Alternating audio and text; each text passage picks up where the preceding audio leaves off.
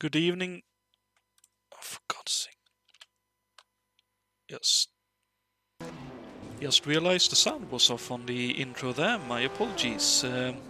Good evening and welcome to the 8th round of our F1 1958 Championship. Coming tonight from Circuito da Boavista. The Portuguese Grand Prix, the 7th in the rung of Portuguese Grand Prix.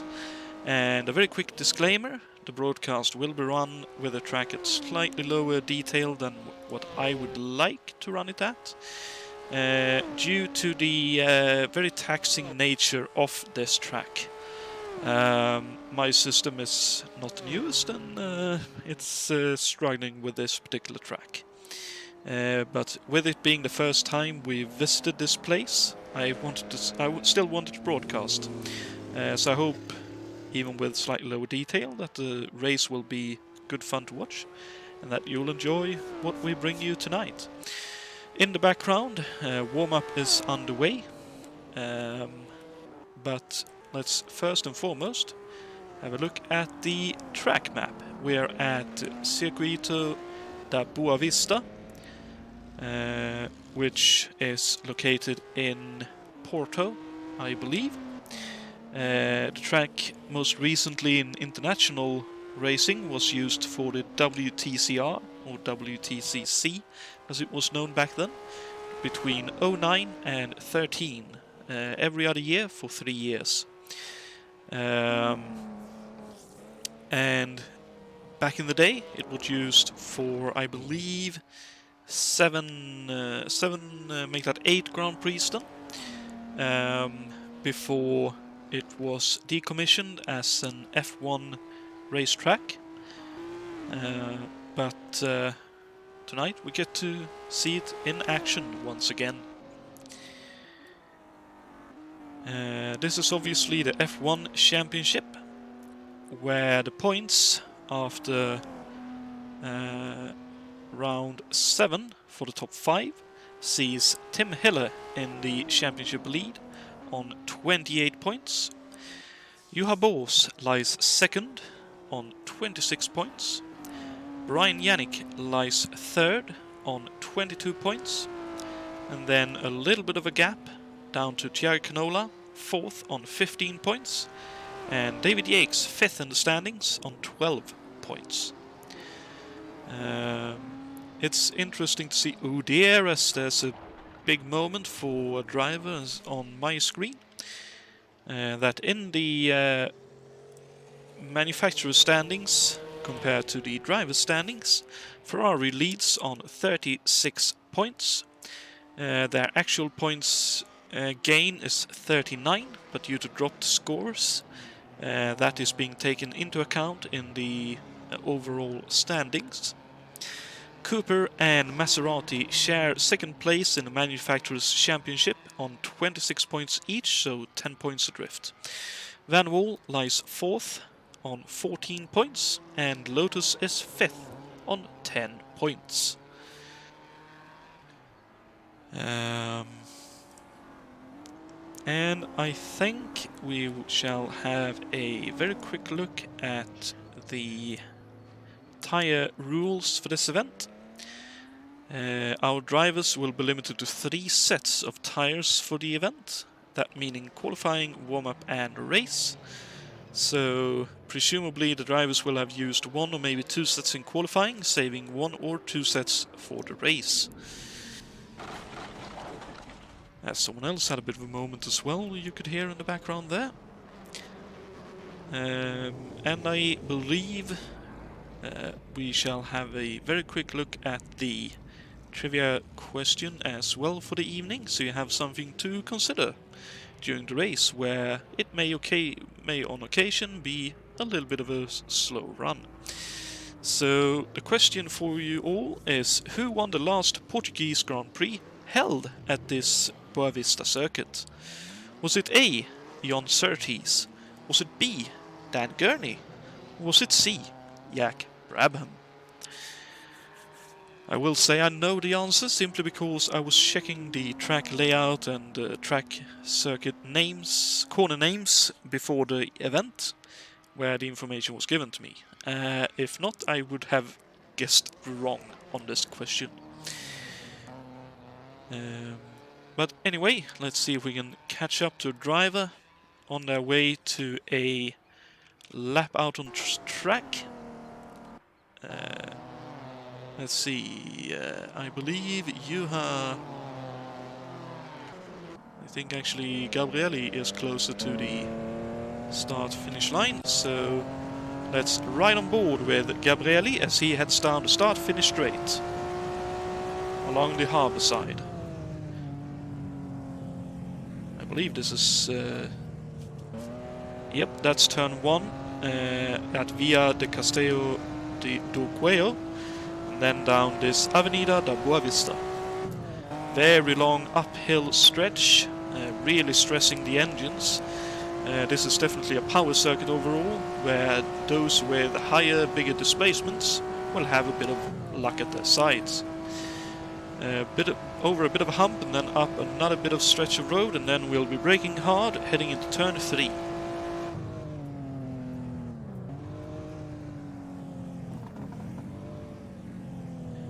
Here we are at turn 3, quite tight, a very dangerous exit if you run too wide.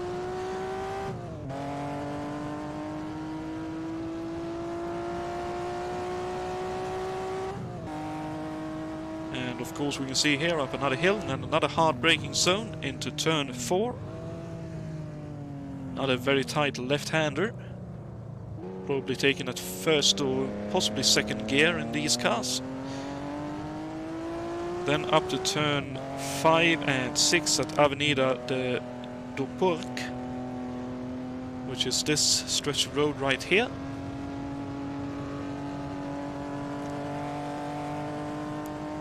Then we're on our way to turn 6, turn 7 and 8,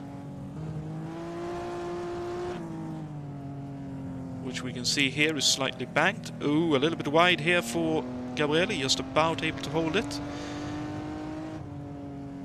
And this is Rua de Valerinia, this bit of road here.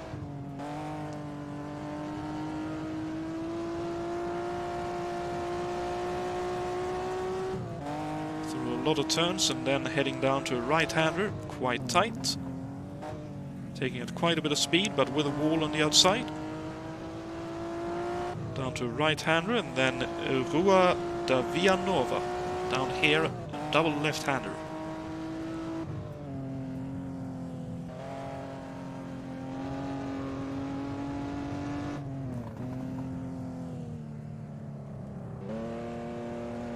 Down onto the seafront and start to finish straight once again.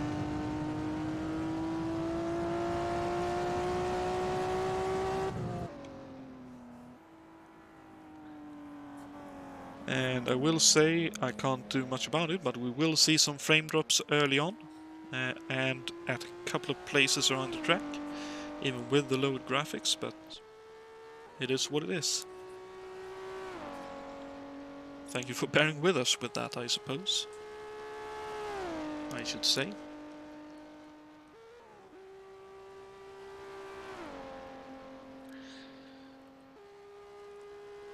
And when it comes to the race, I would say if the van walls are able to survive, they will probably be fairly well set for this race.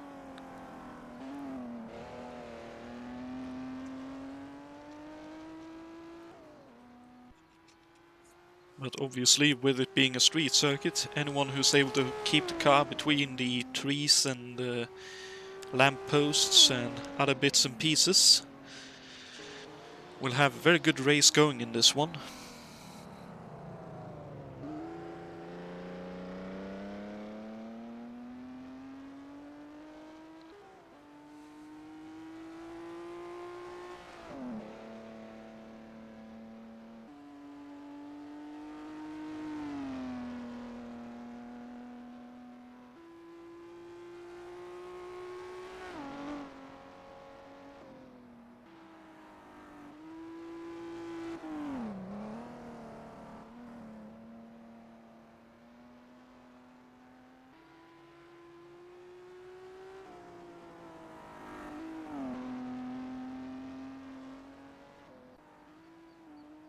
and that's unfortunately one of the places where I struggle for frames. But I'll do what I can to keep that away.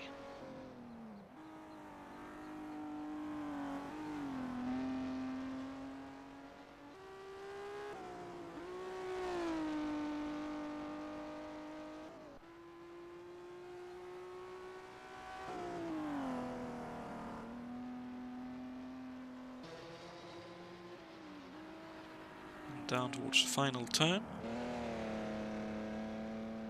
which I know a few drivers have been struggling quite a bit with. Those hay bales are not permissible to allow you to be having too much of luck there, so all the drivers will need to be a bit careful.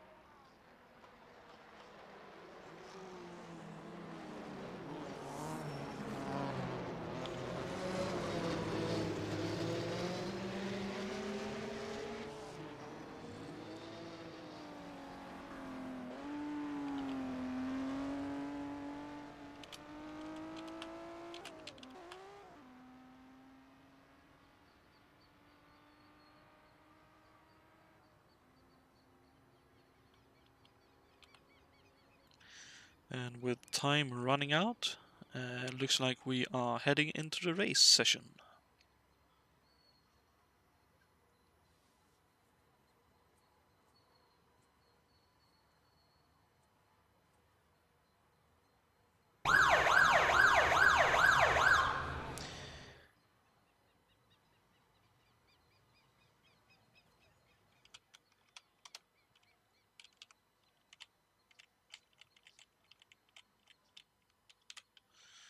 Oh, Ruben Fernandez has qualified on pole. That's quite impressive.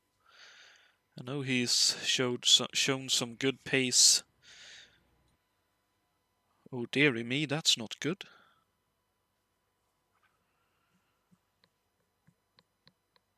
That will probably mean we have a reset incoming.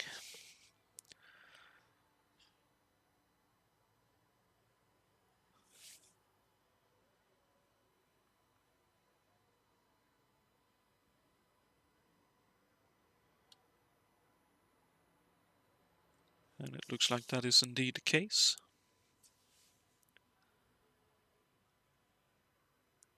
It is.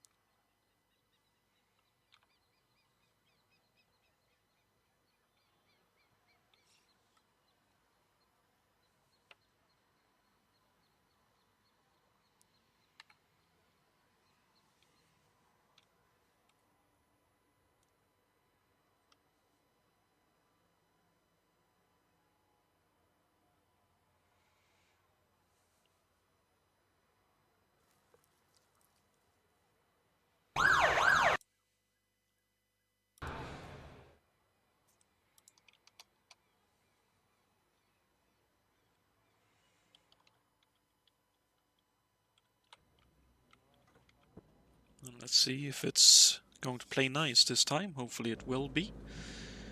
And we can see that Ruben Fernandez in the Francisco Godiazales, I think that is a Ferrari, has qualified on pole. We have Tim Heller qualified second in a Ferrari, so that is actually a Maserati for Fernandez.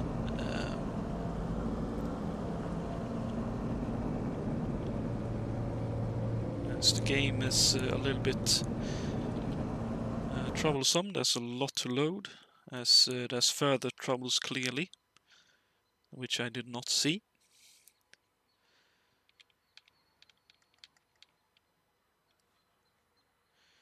There's a few very nice views around the track, has to be said, as it looks like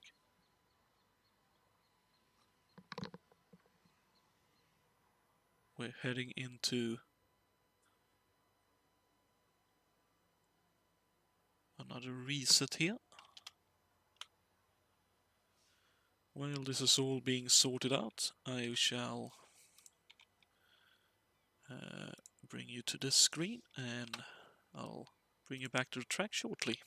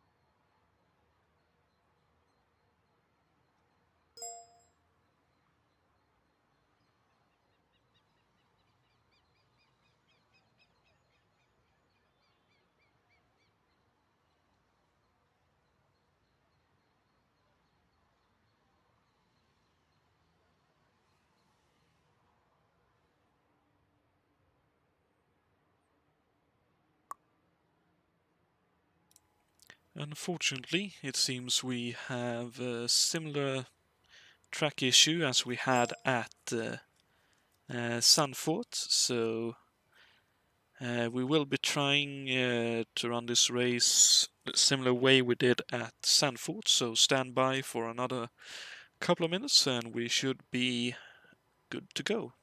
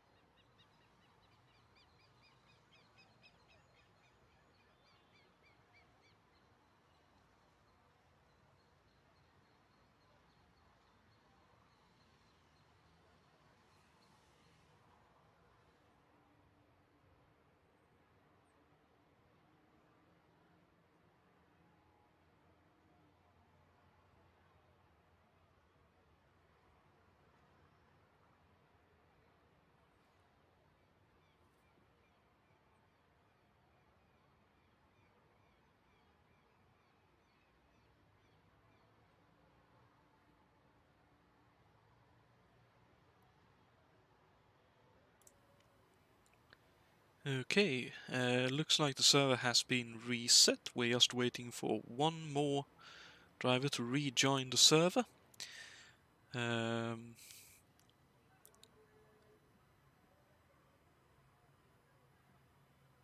Because we had 23 and we are currently 22 on the server.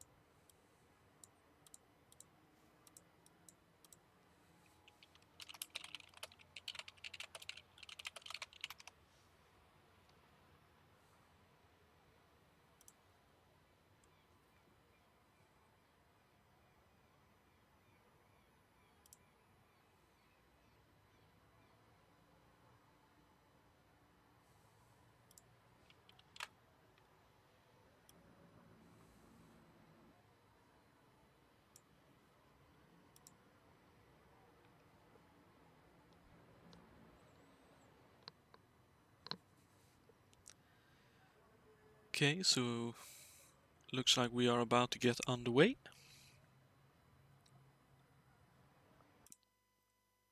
We are indeed. At least the race session is set to go here.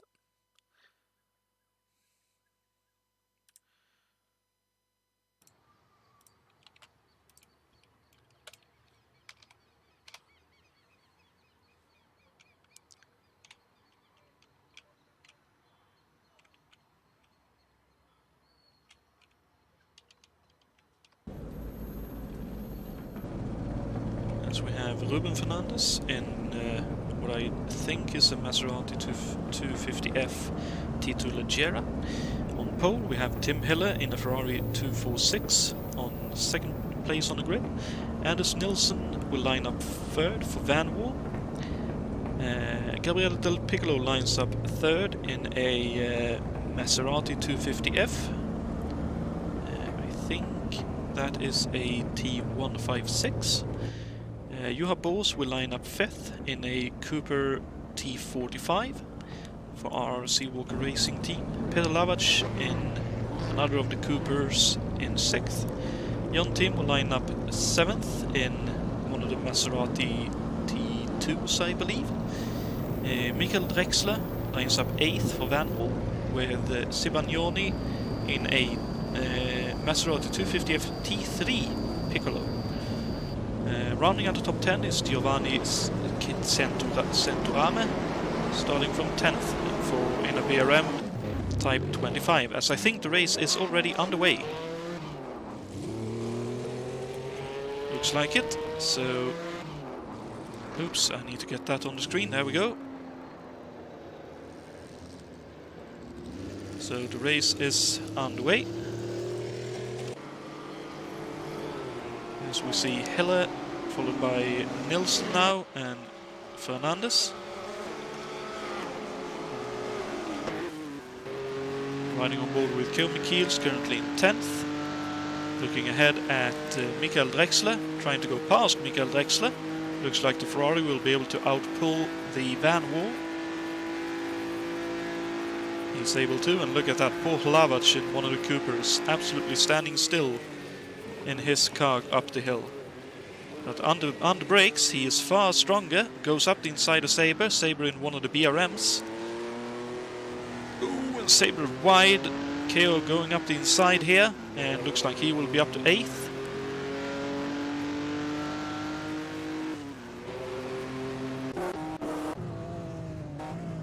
Sibagnoni going up the inside, or trying at least, of Ruben Fernandez. Not able to make it happen though, and Joa Bo's trying to hang on for dear life. As we have a yellow flag up in here. Oh dear. Looks like people are wide and a bit all over the place there. We'll see if everyone is coming through unscathed. Mostly looks like it indeed, so... Nilsson in 2nd and Tim Hille has taken off in the Ferrari.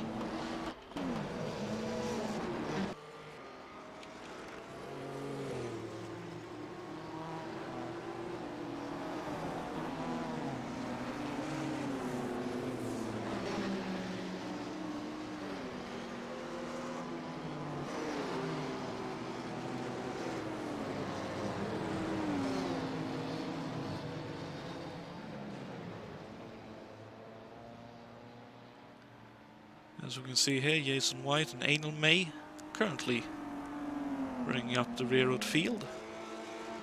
We'll see later on how everything transpires. I mean, it's 50 laps around a 7-kilometer circuit, so anything can definitely still happen.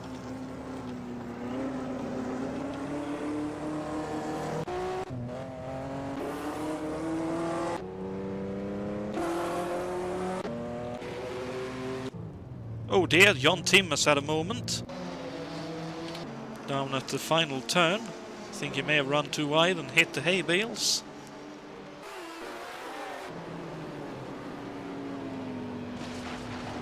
Oh no, it's I think that was Saber off and Jon Tim hit him.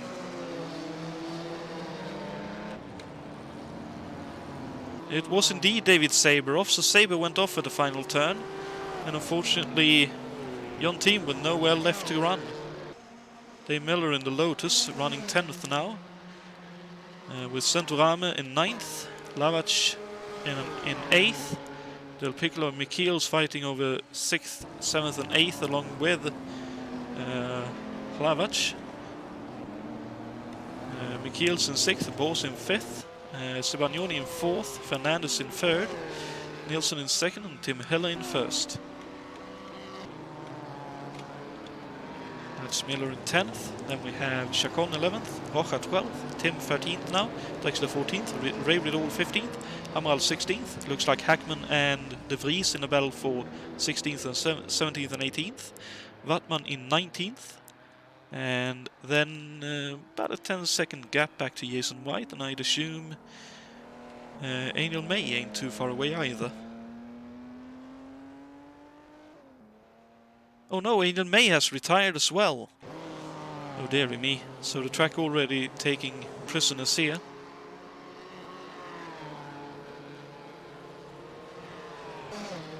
Possibly in the final turn, just like for Saber. I know Anil was complaining about that turn on the track being a bit troublesome for her.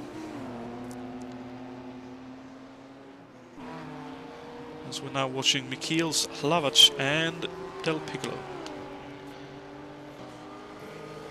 Still keeping up their battle for 6th, 7th and 8th.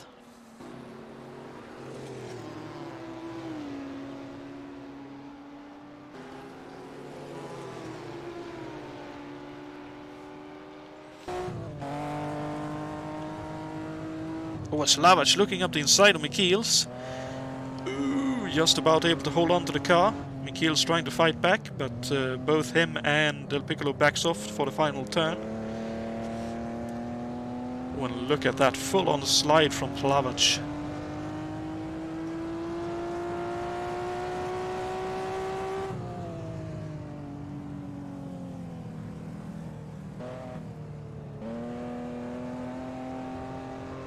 Oh, and there's a battle up ahead as well. It looks like Sibagnone maybe on Bors. As Mikhails are trying to outrun Hlavac, and now here comes Del Piccolo as well for a bit of a run.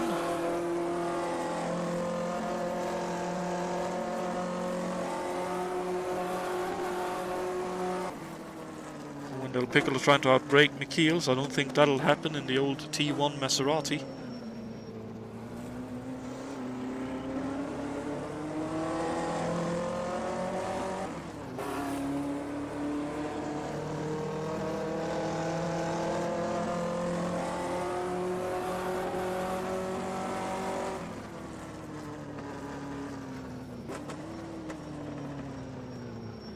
Yes, indeed, Sibagnone and Bors. Oh, is there's contact between Mikhails and Del Piccolo. Hlavac trying to take advantage, but off song, but able to, I think, outdrag Del Piccolo indeed down to the S's. And now up ahead, you are Bors looking for a move on Sibagnone.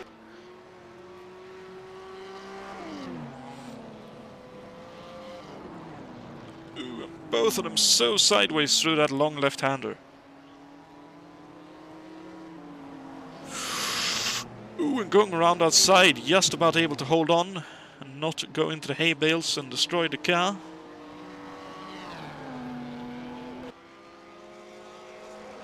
All of them going hell for leather here.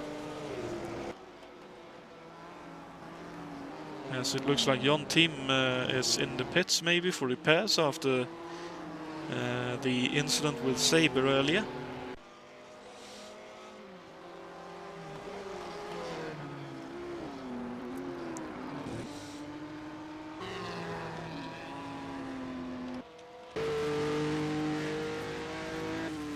As Nilsson does a fastest lap of a 2:32.5. I think the fastest ever lap time around this racetrack was in a race trim. Race situation was a 2:27 something. As KO Mikhails has retired. Oh, dearie me. Whatever happened to KO then? Oh dear. Final turn.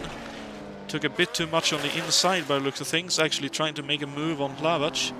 Turned in just a bit too much. Clipped the hay bale. And that's unfortunately all that Ferrari could take. As Jonatan rejoins the racetrack just ahead of Chacon in one of the Coopers. So Hackman in one of the BRM Type 25s, running in behind Ray Riddall in one of the other van walls, and Francisco Amaral in what I think is one of the Coopers up ahead.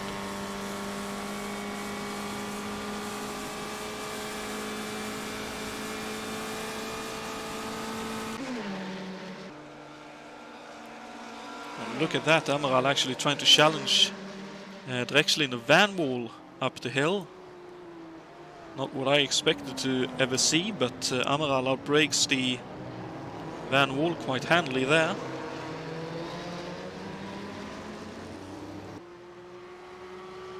Oh no, and Amaral blows up! So that's why he was running it way too high in the revs. That's highly unfortunate for him, but that's one of those things. And unfortunately where he is parking it is quite a long walk back to the pits.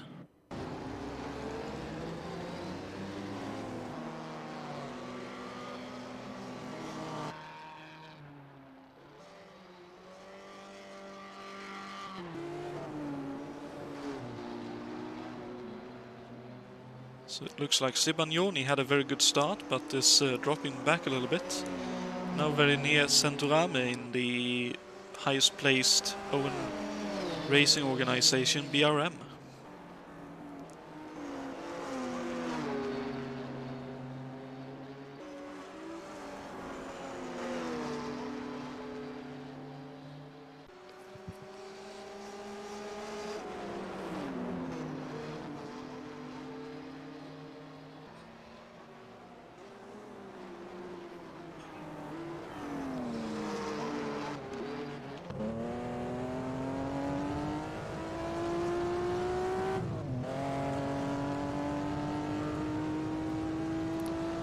Look at that Maserati going a straight line, still able to hold on ahead of the BRM despite a lackluster exit onto the start-finish straight. And jumping the pavement there, and Sibagnoni all crossed up through turn 1. And up the hill looks like the Maserati T3 is a little bit quicker at the moment. Down, Chacon is ahead of Drexler, ahead of Ray Riddle, ahead of Hackman. Then Luciano Rocha now down in 14th. Rob de Vries in one of the older Maserati, I think that might be a T1. In 15th, we have Simon Wattman in the second Lotus, running a bit tight there, but in 16th at the moment. We have Jason White running the Scuderia Centro Sud, which is a Ferrari 246. Currently in 17th position. And I believe we have Jon Tim still running in another of the Scuderia Centro Sud Ferraris in 19th.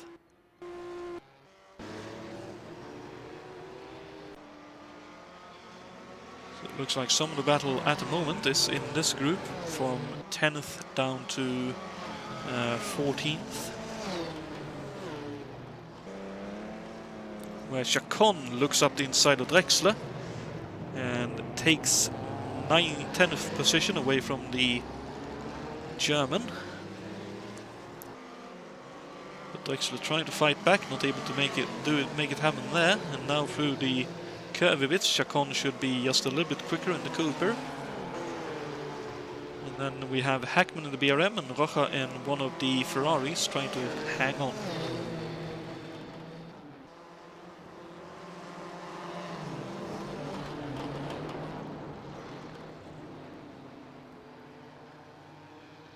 Anders Nilsson does another fastest lap, a flat 2:32.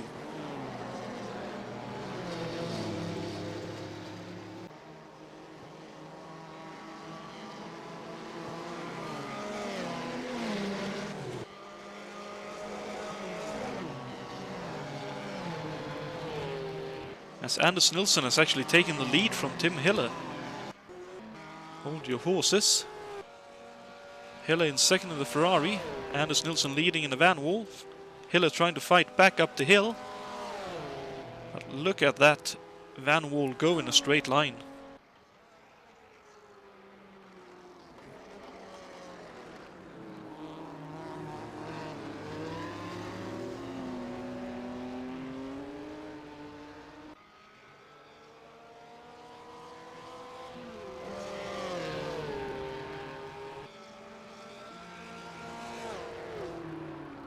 Let's see if Hiller can do anything about Anders' challenge here. It looks like Anders is pulling away. Car length here, a car length there.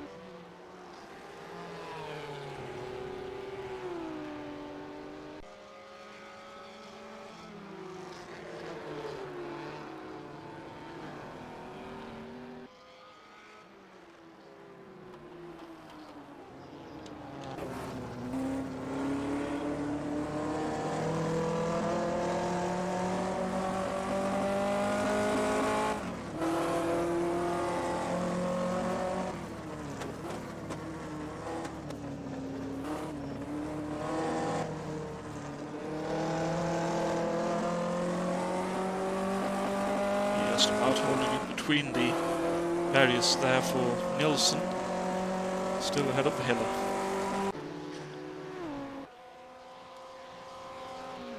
Well, Centorame in the BRM has unfortunately retired. Oh, that looks like an engine blowing for him.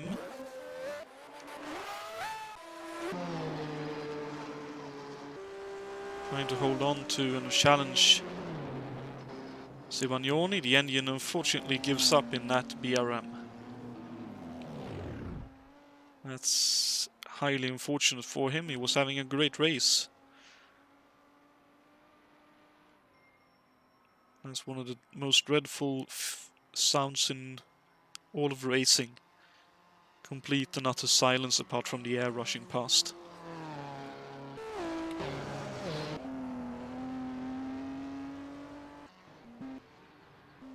So let's see, Jonatan will be 17th in about a lap's time, I reckon. Jason White still 17th, will be 16th in a little bit. Simon Wattman in 15th now in the Lotus 16. Rob de Vries in 14th for Scuderia Centro Sud, which I think is one of the older Maseratis. Adam Hackman still in that battle,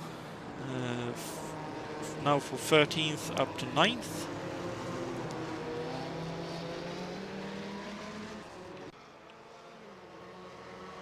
And Tim Hiller has retaken the lead as well while we've been away.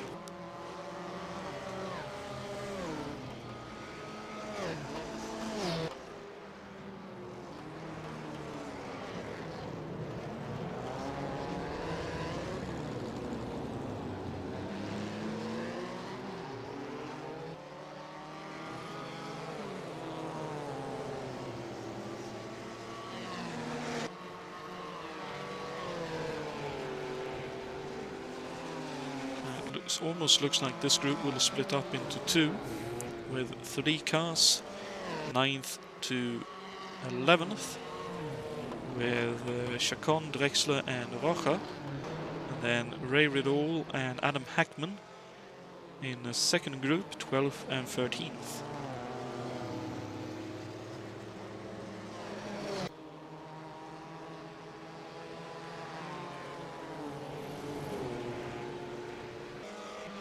It's amazing to see these old cars drifting through these turns. It's one of the amazing things with being able to revisit these old times. Through the 4-wheel drifts and just driving it on the engine.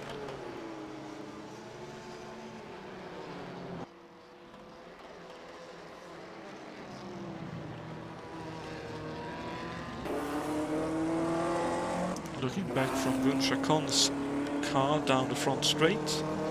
Drexler in the van wall trying to challenge a little bit.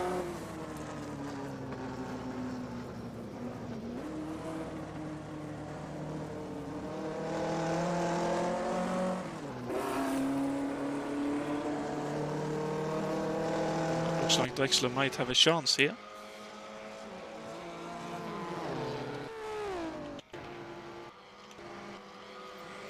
Drexler up the inside, Rocha looking on from behind.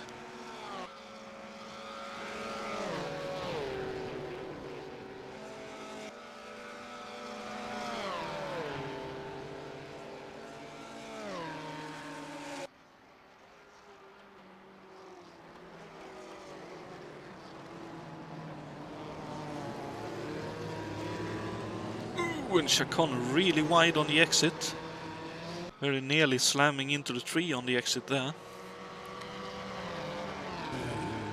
And that's generally what we assume is one of the reasons why, when we do these older races, occasionally we in sim racing are quicker. Mostly because of the fact that we don't need to worry about that tree in terms of risking our life by hitting it. Which may make us a little bit more danger prone in a way. Whereas Ridor was a little bit wide behind there. Notice it's tight once again for the lead.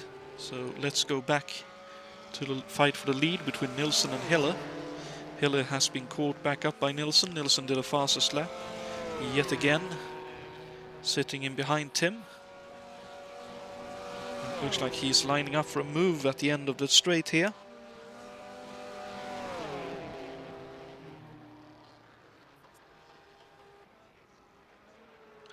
Not quite able to get far enough alongside, so drops back in behind, looking for a good exit here. Oh, looks like he may have had it.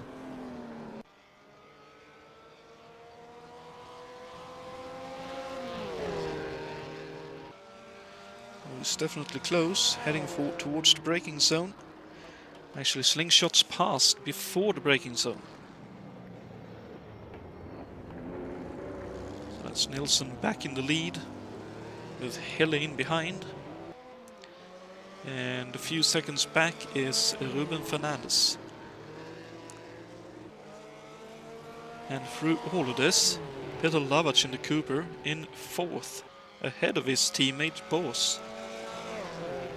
So top 3 currently still running in this race. 4 of the top 5 in the championship standings still running in this race, with David Yates, I think I saw there, running in 5th or 6th. Did I misread that? I may have done.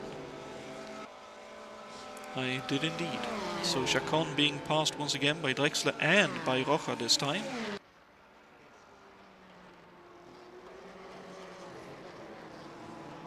So a German and 2 Brazilians doing battle here, 9th, 10th, 11th, and slowing themselves up. Ray Ridol is closing in. Hackman likewise. So I'm wrong, but the top 3 in the championship still running in this race.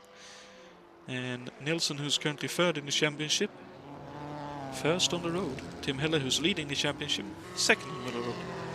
You have Bos, who's 2nd in the championship, 5th on the road.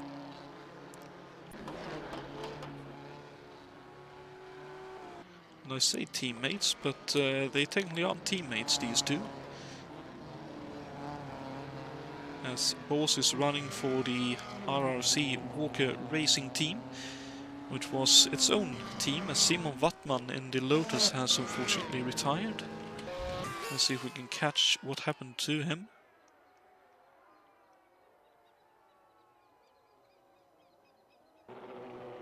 Oh, looks like a last turn incident. Indeed, running just a little bit too wide on the entrance, a bit too fast in, locked up tires and hard into the hay bales. And unfortunately, these cars don't take too much punishment. They can take a little bit as long as it hits the body and body panels, but after that, not so much.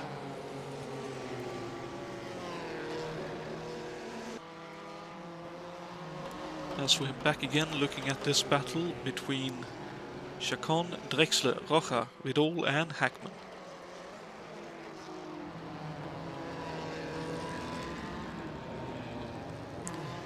As it looks like the BRM, the heaviest in this group, clearly looks to be the most difficult one to handle, especially through the very curvy bit.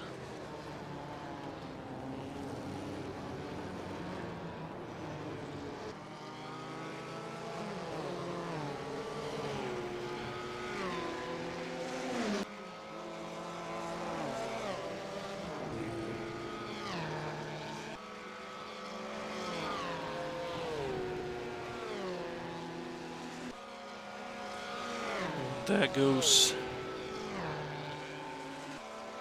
Drexler once again past Chacon. They are having a ding-dong battle here.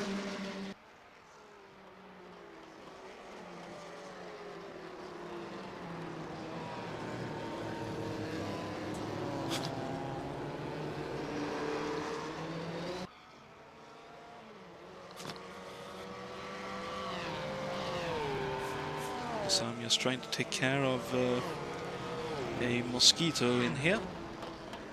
There we go. As Chacon breaks up inside of Drexler. Oh, we locked up though. Goes way deep. Oh dear.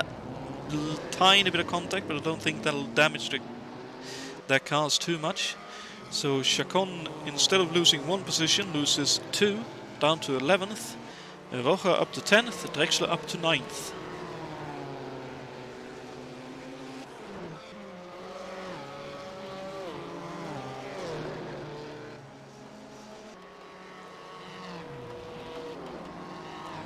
It's interesting to see that Fernandez has closed in on the leading duo as well.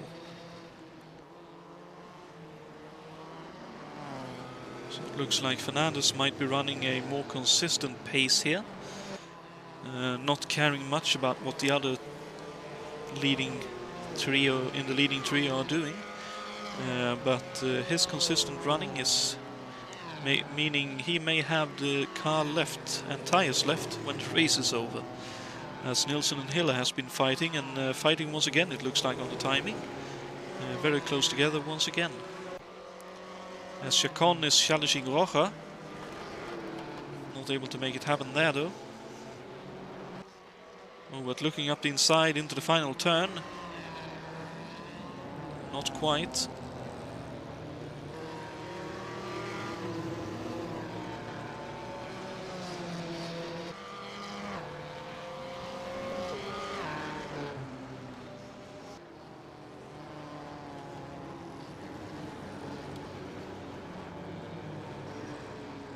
And very sideways for Chacon.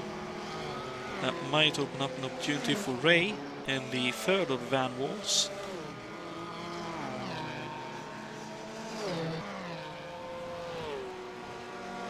And he indeed drafts past.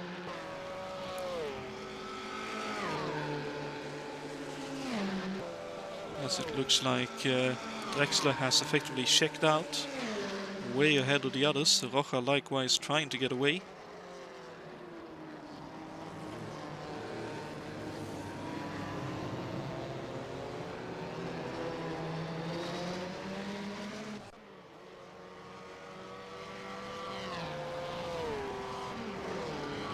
This is definitely the closest battle in the field at the moment.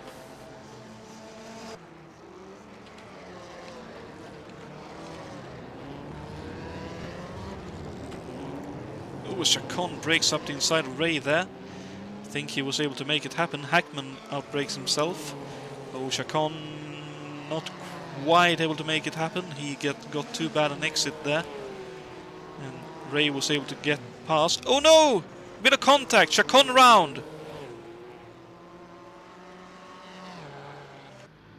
I don't think he hit any of the barriers too hard, but a little bit of contact maybe. Hopefully the car is nigh on straight at least. Let's have a quick look on board here. As he is trying to assess the car, I'd assume.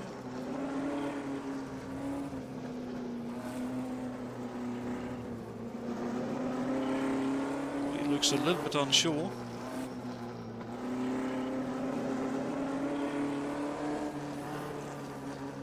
Possibly feeling he overdid it a little bit there.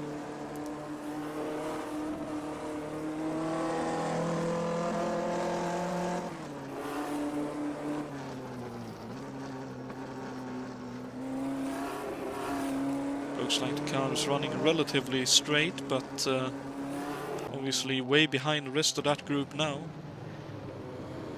Some 12 seconds to be precise. Ridall had a bit of a moment as well with all of that, and Hackman is now right behind.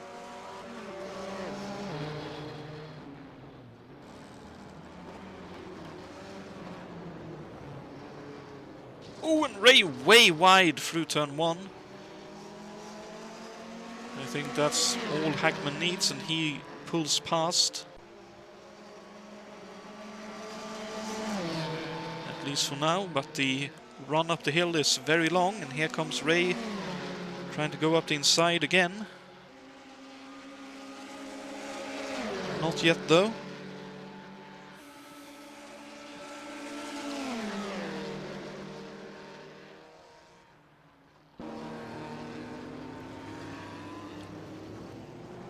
Oh dear, and Ray in further troubles back there. Hackman nicely around that left-hander. Ray a bit more unsure going into it on the brakes. So maybe Ray's car is slightly damaged.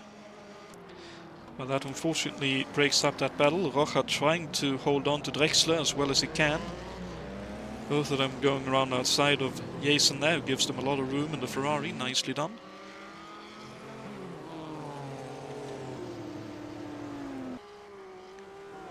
Let's see, Dave Miller running 8th now in the Lotus, with Sibagnoni in the Maserati in 7th. Gabriele Del Piccolo with a bit of damage to the right side in the old Maserati T1 in 6th. You have Bose running 5th in the Cooper, and his Cooper compadre Lavach running 4th on the road. Then we have Fernandez in the Francisco Godasales Maserati, and then the battle is back on for Nilsson and Hiller for first place. Nilsson currently holding on to first, Hiller challenging for that position in second.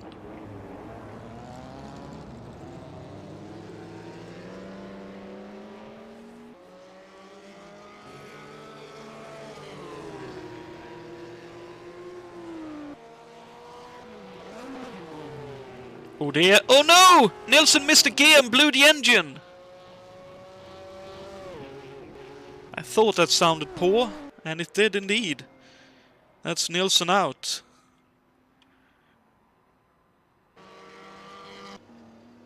Well, I sort of did say before the race, as long as the Van Walls go the distance, and to be fair, any driver goes the distance around this place, they are likely to have a good race. Unfortunately for Anders, one tiny error is all it takes for the engine and the race to be over for him.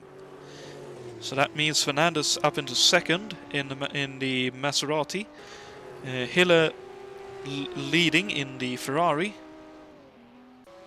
and that brings Hlavac up into 4th, Bose up into 4th, Del Piccolo in the T1 Maserati in 5th.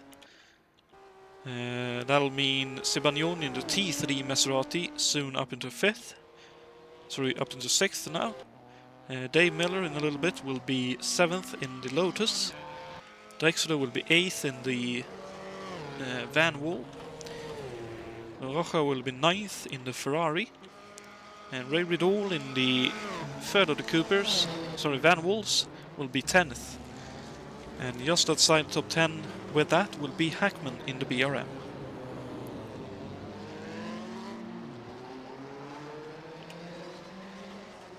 A little bit further back, but catching up at the moment, is Chacon, who will be 12th in a few moments' time. Rob de Vries in one of the Maseratis will be 13th. Jon Tim will be 14th in his what looks like a Maserati actually, in the Scuderia Centro Sud.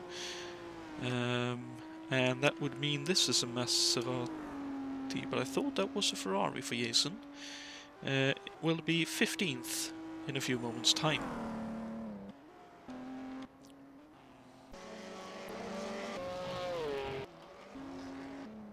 Oh no, Sibagnoni with a big off at turn 1. Just as we get to him, and it looks like that might be race over for him. Oh, he gets the car running again though. Looks like he's going to try... Oh dear, oh dear, oh dear, oh no!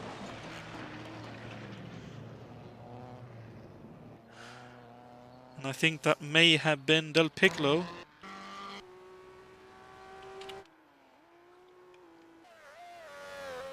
No, it wasn't, it was one of the other cars further back. That may have been Jon Tim. Yes, it was. So unfortunately, Jon Tim caught up in that situation as well. Idea. That's not good. That's highly unfortunate. So that's Jon Tim out as well. And Rob de Vries looks to be retired as well. Whatever happened to Rob then? Oh dear, that looks like a big off. Way out in the greenery. Oh, that's a blown engine. And he takes off onto the gravel and grass on the outside, getting off the road. Aye, that's highly unfortunate for all of those guys.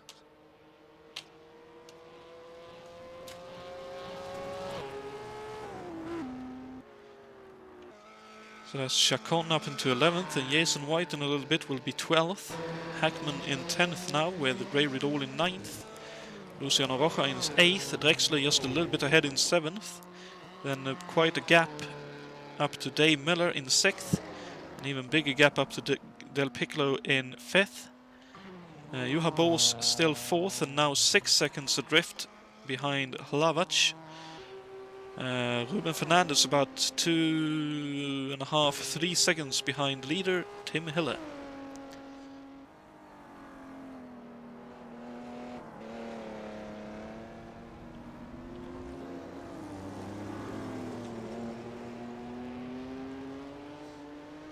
Looks like Fernandez is trying to catch up, make this a proper race.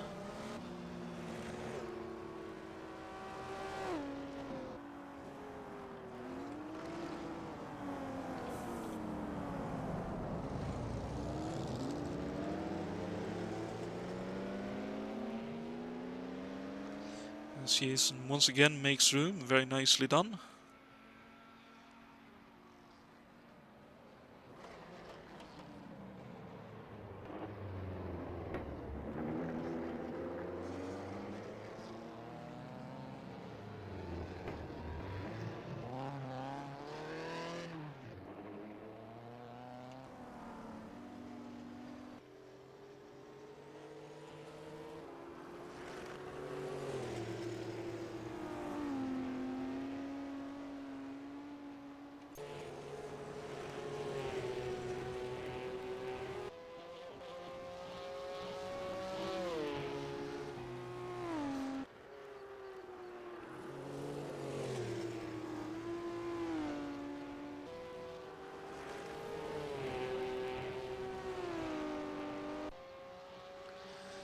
Looks like that Ferrari is a little bit more well handled than the Maserati at the moment. Maserati looks a little bit more sideways in most places.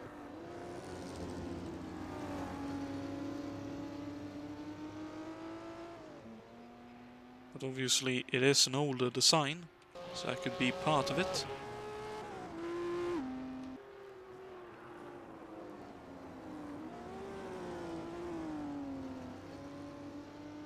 Ooh, and a bit too fast through turn 1, I think, for Fernandez there. Maybe trying just a bit too hard.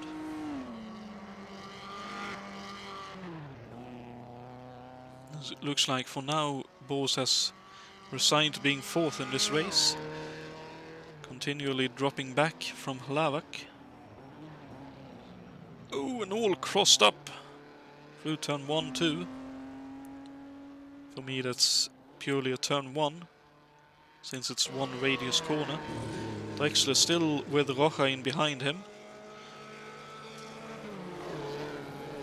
So it looks like the battle's still on the track is between Drexler and Roja, and between Riddle and Hackman.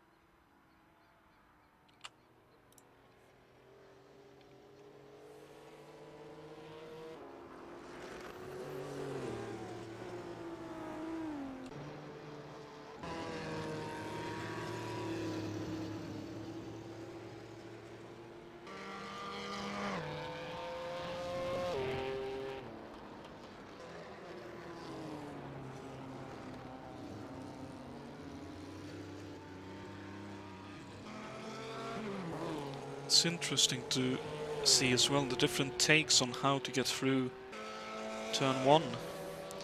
Looks like the longer wheel-based cars, like the van wall that Drexler is driving, prefers a bit of a longer towards the outside entry with a long sweeping one radius turn, while Rocha in the Ferrari looked to be taking more of a tight entry and then pinch the turn, making it more of a wedge run, effectively, with relatively same lap times being produced.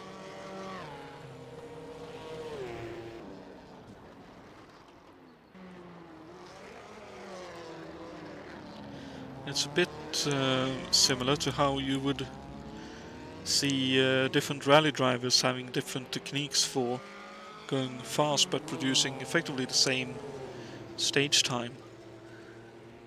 I know in yesteryear,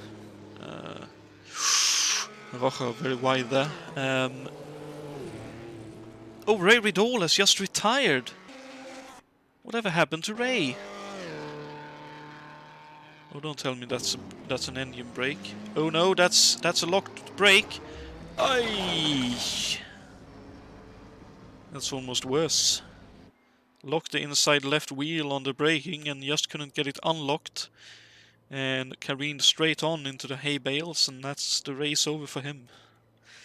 That's very unfortunate for him, but one of those things. So that means Jason White will be 11th in a couple of laps' time. Chacon up into 10th, Hackman up into 9th. Some 10 seconds adrift from Rocha, who's now dropped back a little bit from Drexler. And Dave Miller is out as well in the final turn. So that means all the Loti are out of this race. Oh, similar to his teammate, just a bit too wide on the entry, and simply hay bales taking no prisoners in this race. That's a very heavy hit.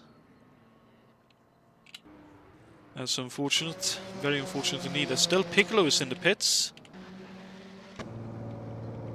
Oh, and he's been in the barriers as well. Looks like he may have hit the outside barrier ahead of Miller there. I noticed a second wheel rolling about. Didn't realize it was Del Piccolo's, but it looks like it may very well have been. It was indeed. Oh, so Del Piccolo trying to go up the inside of Jason White, doing it just a bit too quick. Hits the inside hay bale first and then careens straight on into the outside.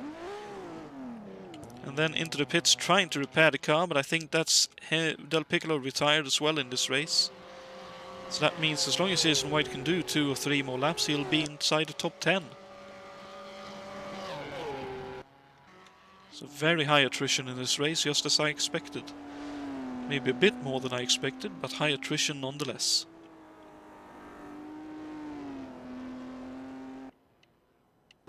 So that means Chacon up into 8th. Some 17 seconds now adrift of Hackman, who's in 7th, who himself are 12 seconds behind Rocha in 6th, who is just some 2.5 seconds behind Drexler. That's a battle that could still develop. Drexler in 5th at the moment. Ooh, running very wide. That's not quite how you want to take that turn. Not how you want to take that one either. Wide again. Bors in 4th, Lava still 3rd, Fernandez still in 2nd, and only some 2 seconds now behind Hiller. Let's go back to that possible battle between Drexler and Rocha. Rocha looks to have had a bit of a moment and dropped some time to Drexler now. So a bit of a Jojo effect here, by the looks of things. Where one turn Drexler is a little bit quicker, then another turn Rocha is a little bit quicker.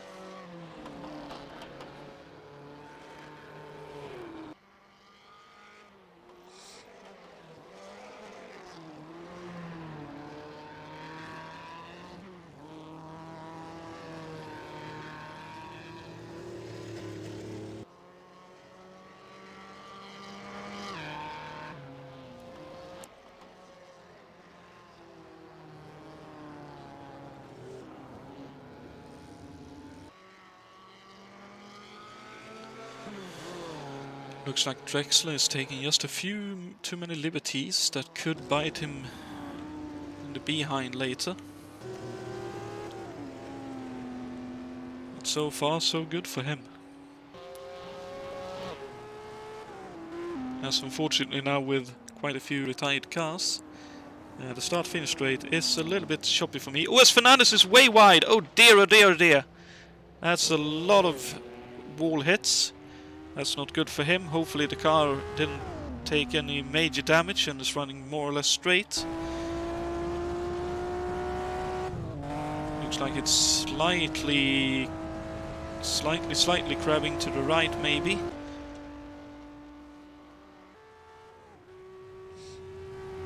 I think the biggest thing will be to see how the car behaves under braking up here.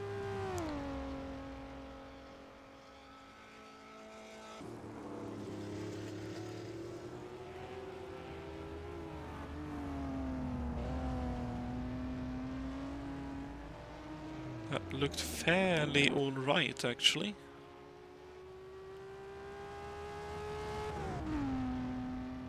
Maybe not perfect, but...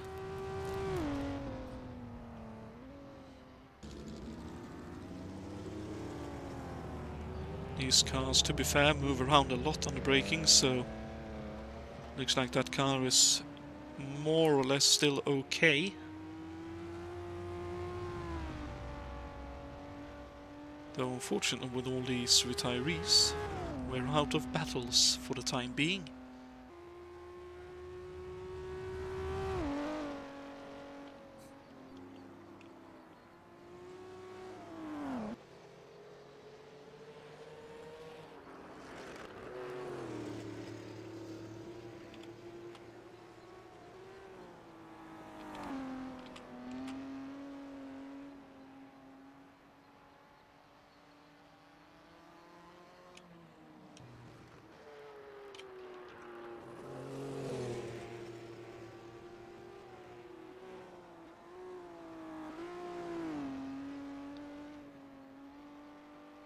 Looks like Fernandez's car is behaving fairly alright. It'll just take a few laps for him, I think, to refurbish himself to how the car is behaving now. Look at that, all crossed up for Chacon going through this fast right-hander. And here comes Juha Boos, who is fourth and with about 40 seconds to the lead, still, I'd say, within striking distance. Drexler and Ridol, who's a bit further behind. Drexler and Rocha may be a bit too far behind, as Jason White has had a bit of a moment. Currently in 12th, as he's just waiting for other drivers to go past. Let's see if we can catch up to what happened. Oh, looks like he snagged a rear brake going into that and just had a bit of a lazy spin. Nicely done, staying out of the way of the faster cars. As he's still making sure to stay out of the way there. As the leaders went by, and there he goes once again. Nicely done. Very nice, safe rejoin there.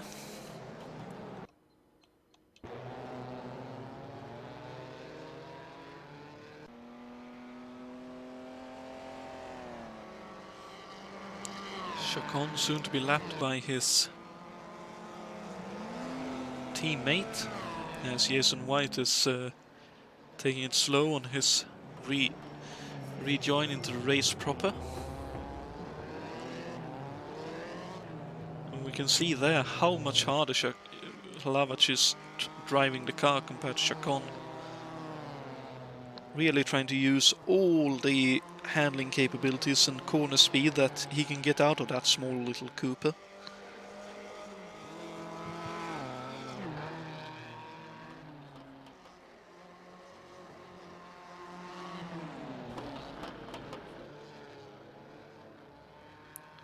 Well, Chacon possibly a little bit too wide there, but lets Hlavac past.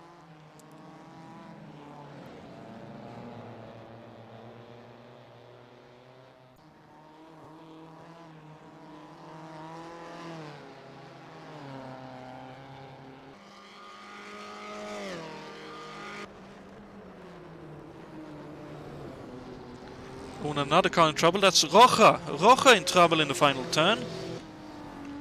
Oh, dearie me. That's a hard crash as well. Trying to catch up to Drexler, it looked like, but Drexler is a bit too far ahead. Ooh, yeah, that's one of those good things we're in sim racing and not in the real life race, because that could very well have been a fatality for the driver, as unfortunately Rocha has retired from this race. So Chacon up into 7th. Jason White in another couple of laps then will be in 8th place, as Hackman continues now in 6th. Drexler in 5th.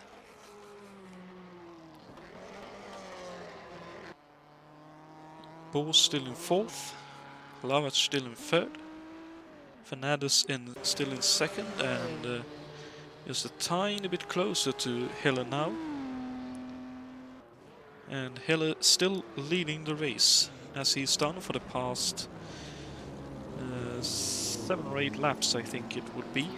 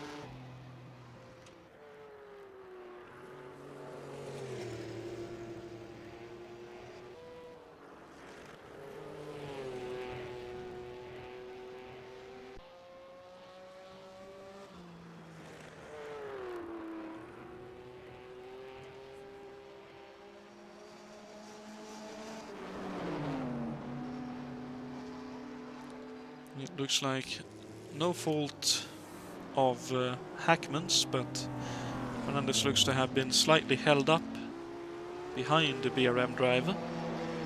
But Fernandez now passed and continuing on. Let's actually take a lap on board with Fernandez here.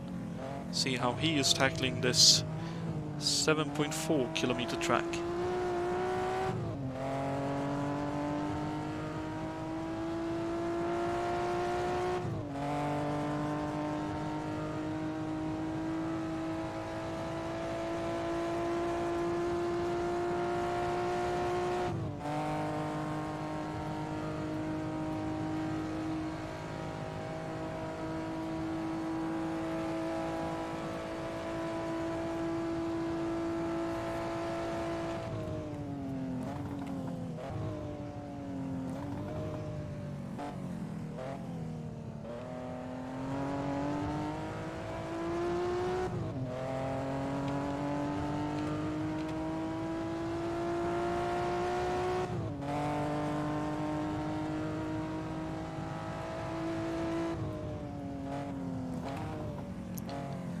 Feel for you, Luciano. That was a rough way to go, but I suppose you can take some solace in the fact that many drivers have gone in the very same place.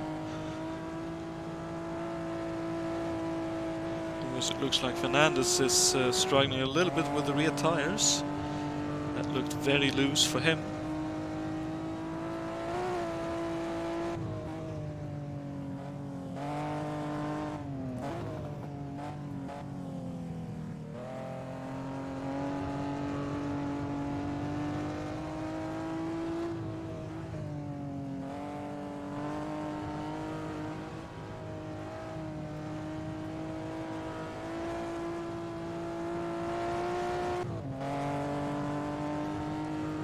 See now that possibly due to the heaviness of the Maserati compared to the Ferrari, oh dear, a bit too much curb payment there.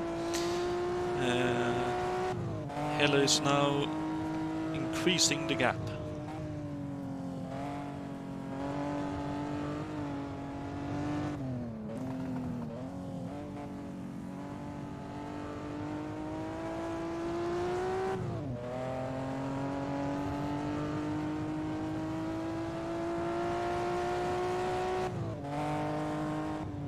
Look at that, some 2 seconds behind his fastest pace.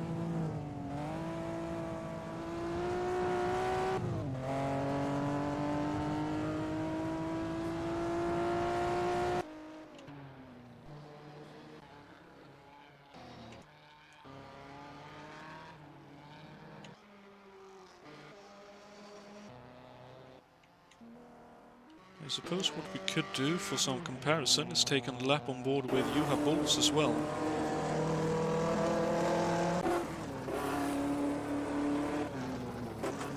Looking ahead, going into turn 1. And taking it quite easy by the looks of things.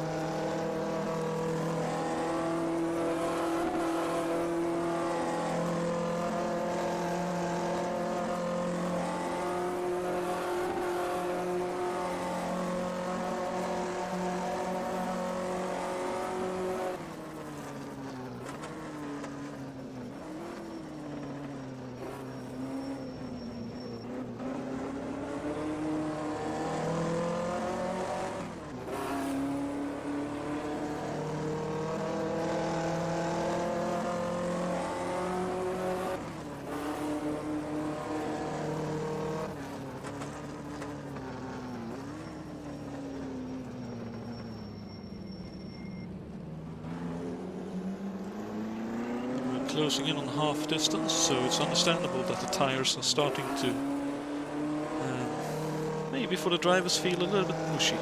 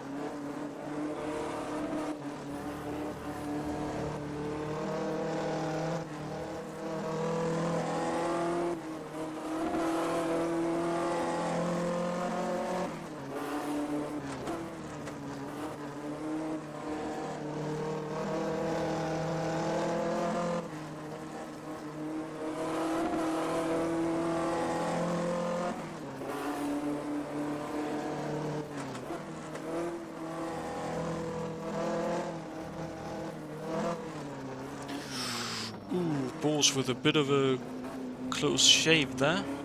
Very nearly lost the car. Heading towards the final turn, able to make it work. And finishes the lap.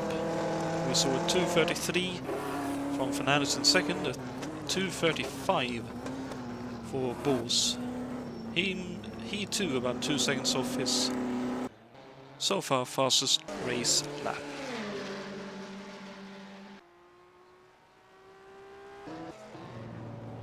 Oh, and there's a yellow flag down here. Who is in trouble? Oh, looks like it's fortunately Jason in trouble again. Maybe along with Lavac. Whatever happened to Peter Lavac then?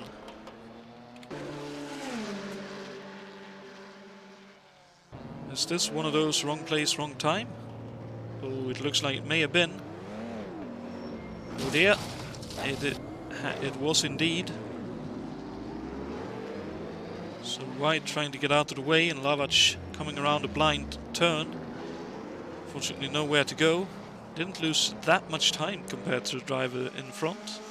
Some 6 seconds or so only. And about likewise to the car behind in the form of Boss. So fortunate for Lavac and hopefully no major damage sustained either.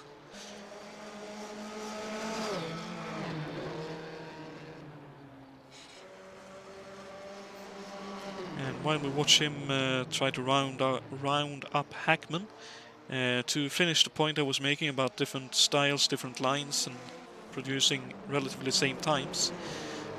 My mind wanders back to rallying in the 90s, where we had Colin McRae with an all-out balls-to-the-wall kind of style.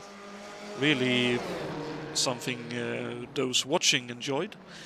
And then you had Tommy Mäkinen and also to some extent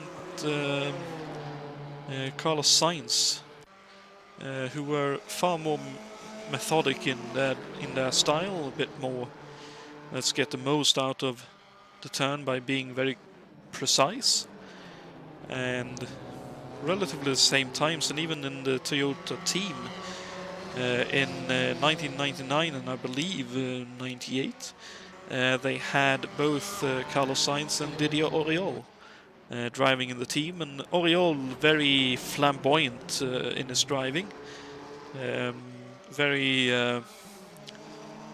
quick motions and worked the car a lot. And then Carlos Sainz a bit more careful, a bit more methodical, a bit more one move, get the car where it needs to be, and then sort of keep that motion and then finish with it. We go for the next one. And many times they were within a second, 2 seconds on every single stage in a rally, which was amazing to watch and to see, especially when you take the time to watch some of the onboards, which you can see Lavage with a lot of counter steers there, but able to gather the car up and keep on going.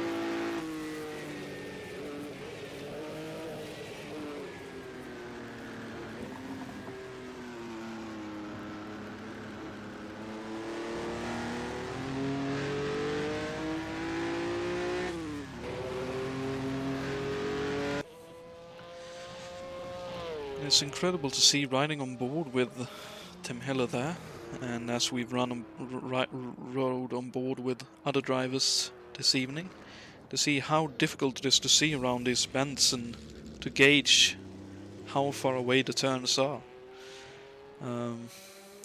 Very easy to see how you can end up in trouble in some of these turns, especially down towards the final one, where if you run a bit wide in the second to last turn, obviously you're on the curbing or the pavement, and then the car is upset and you're trying to get the car slowed down and get the car turned for the final turn.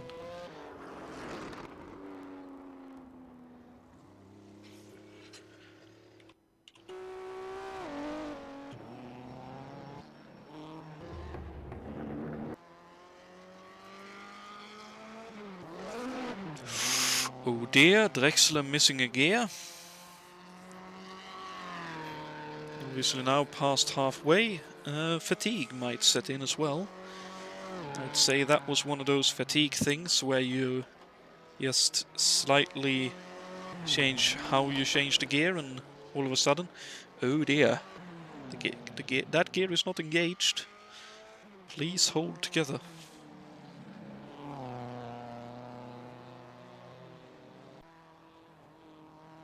You then usually try to make sure to drive well for a few laps time, and then occasionally your concentration wanders slightly again.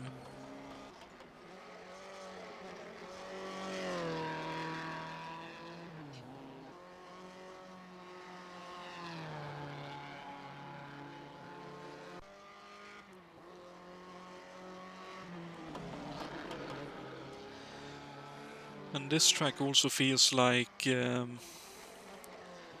some other tracks where no matter what car you're driving, to be fair, you go around a lap and you think, well, I could have done that turn better, or I could have gone faster through that section. And then you do another lap and you go, well, I managed to make that section or that turn work really well that time, but I messed up back there.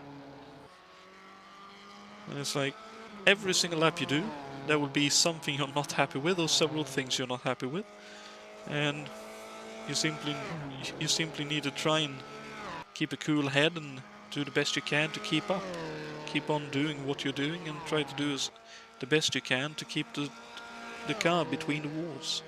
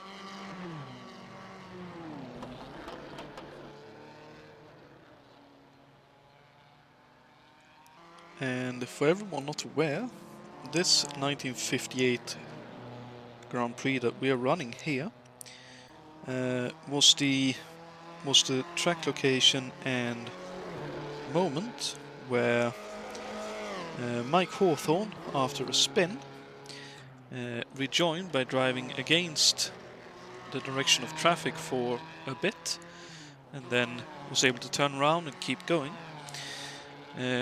He was then under threat of disqualification, but Sterling Moss, his countryman, came to his defense and effectively said, well, I would have done the same thing. Why should he be disqualified? After a bit more bickering and discussion, the officials saw fit to award Hawthorne his, I think it was second place and 6 points in the race, which also later in the year saw Hawthorn win the championship by 1 point over Sterling Moss. Hi Lucy. My broadcast assistant has arrived and seemed very interested in the open window.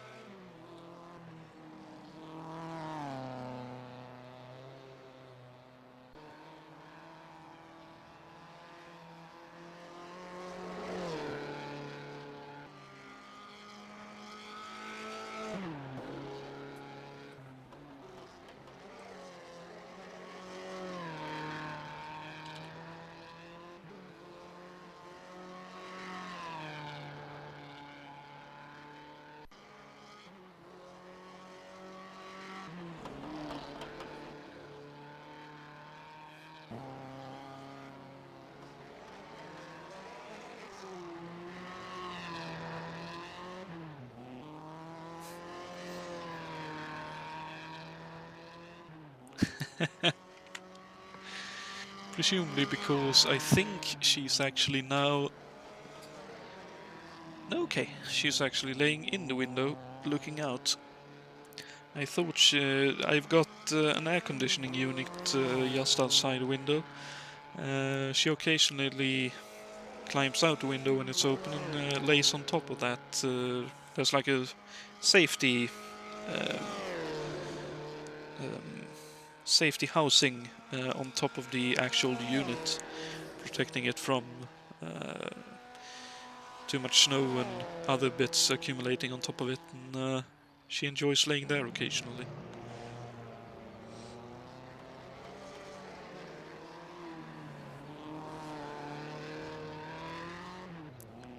But generally, I think she's a bit busy chasing mice and other rodents to help provide food for the household.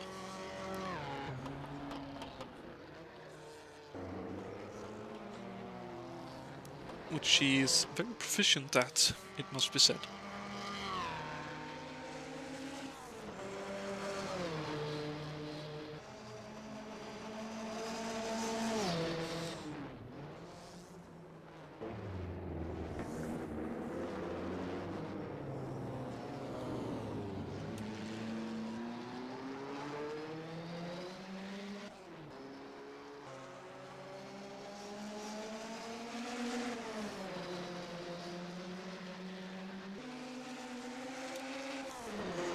I reckon this is around the time as well where the drivers will be starting to, even more so, be looking at the lap counter and going, well, I've been driving for quite a while here.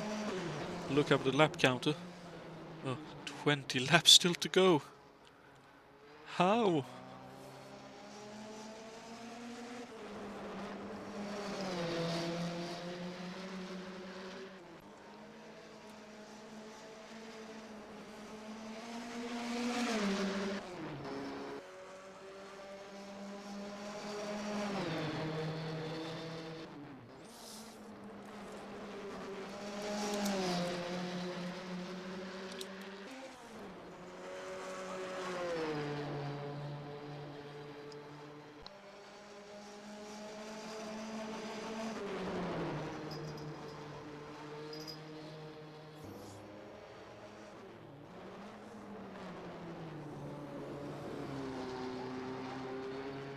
can see here, one last BRM still surviving in this race.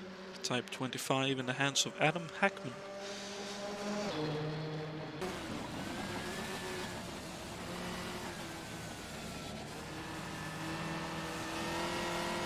Let's take a lap on board with this BRM, listen to the sweet sound of the engine, and take in how the heaviest chassis of the field handles this fairly tight street circuit.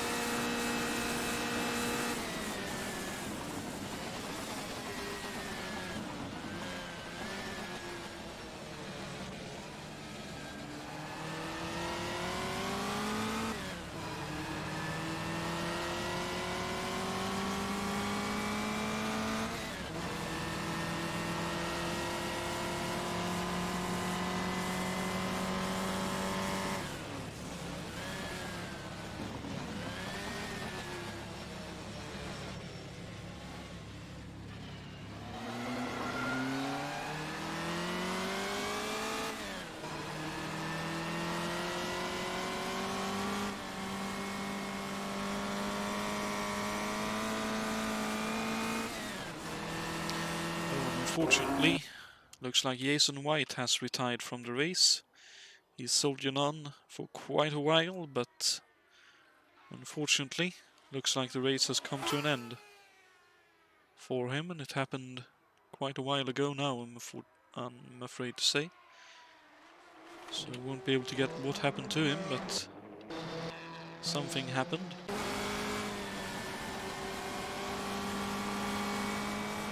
But back on board with Hackman to see the rest of the lap completed.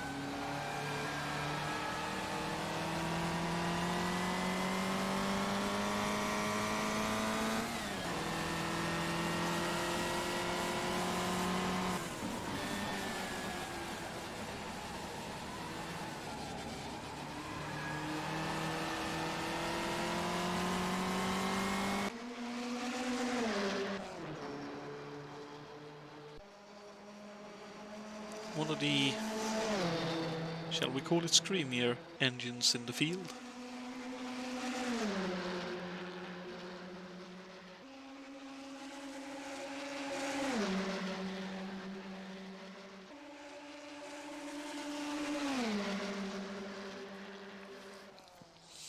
But Hackman and the BRM team currently holding on to 1 point for both the drivers and the manufacturers' championship.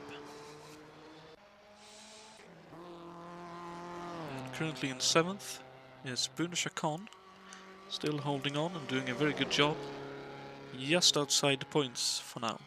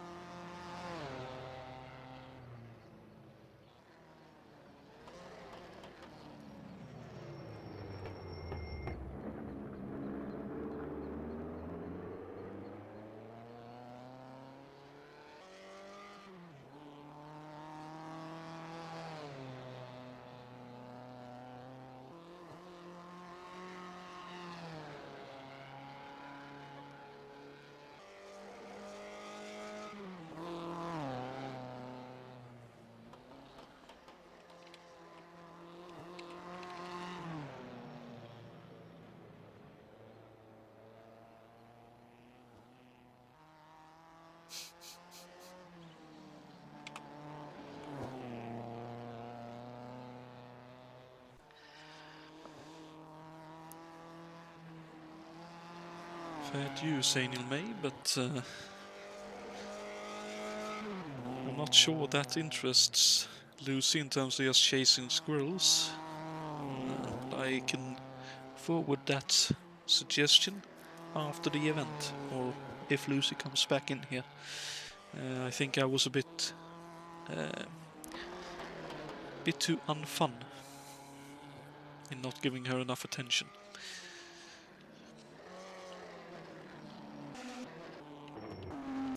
So, seeing as we're about a little bit beyond halfway, about an hour and 24 minutes soon into the race, let's have a stop by and have a look at the trivia question for this evening and what you can expect coming up here at ISO.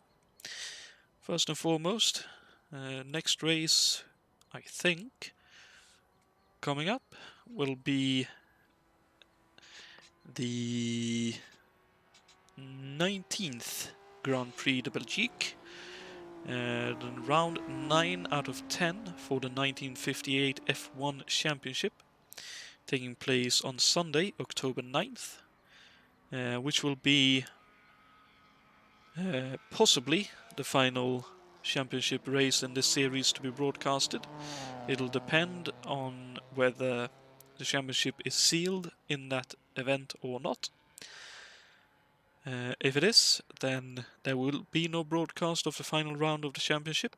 If the championship is still open and up for grabs, we will be broadcasting the final race at Morocco at the Ain Diab circuit.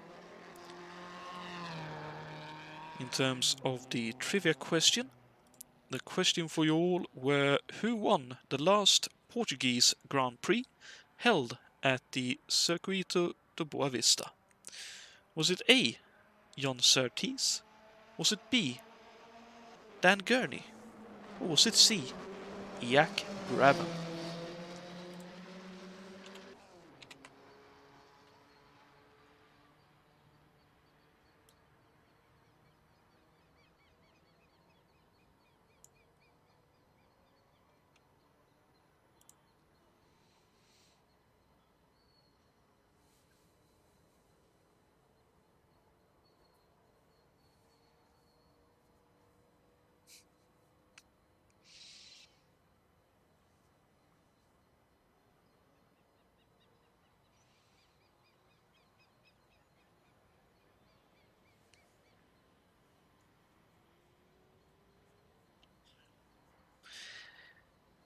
And the correct answer is C, Jack Brabham. The final Boavista Portuguese Grand Prix taking place in 1960. So, as far as I know, congratulations to Anil May for guessing C. And I don't see any other guesses earlier, so Berlin also guesses C, so congratulations.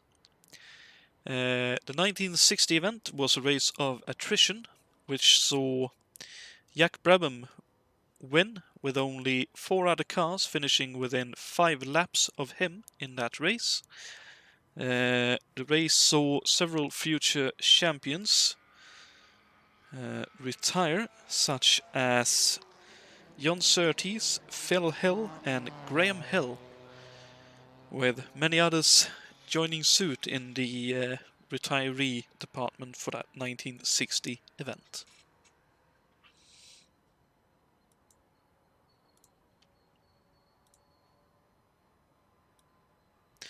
Back to the race circuit, we can see that Ruben Fernandez unfortunately has retired from this race, and Juha Boos comes into the pits. I wonder if that's a simple tyre stop.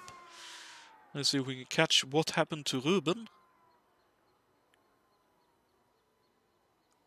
Looks like that may very well be a disconnection.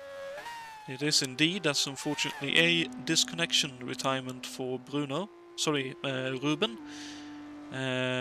That is one of those where you call it an electrical gremlin in real life. We can see you have Boos in the pits as well for repairs. Let's see if we can catch what happened to him to cause him to come into the pits to repair the car. Or maybe he's just changing tires, but let's have a look.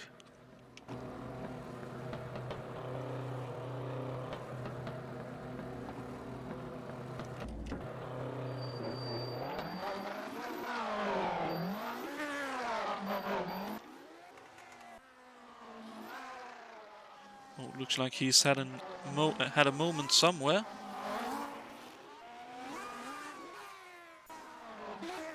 Oh, looks like it started quite early. Oh dear. Oh, looks like he's hit the wall very early on during this lap. And that looks like quite a bit of damage for him. And quite a few offs as well. That might even be a puncture for him. Difficult to tell for certain. Wow, did it happen back in turn 1 already?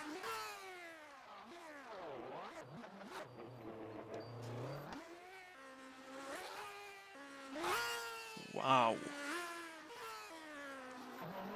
No, it happened back at last turn already then. Oh no? Has he really been going a full... Looks like he's trying to go 2 full laps with the car in a crippled state, but decided to retire and repair, thinking it wasn't safe enough, and unfortunately Brun Chacon has retired as well in this race.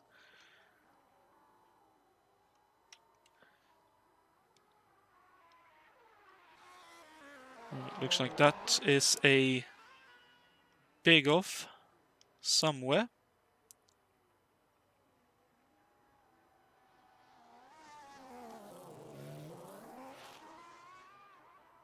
Yep, I can't stand doing that any longer.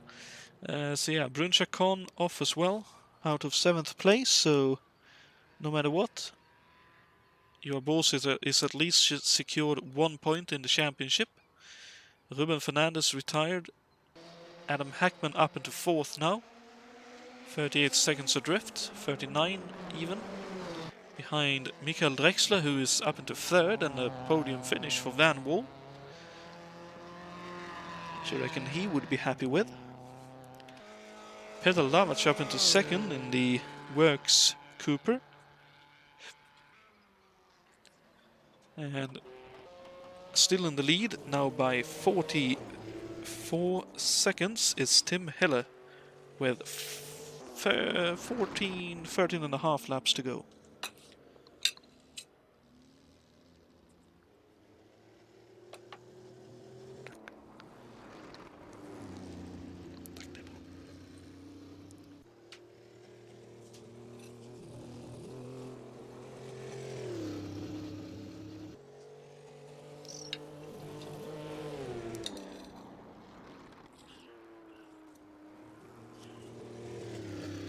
My apologies, as I'll be silent for a little bit. I'll be muting my mic, as I've just gotten a little bit something to eat here, so I'll be covering the race, but speaking only occasionally for a little bit here.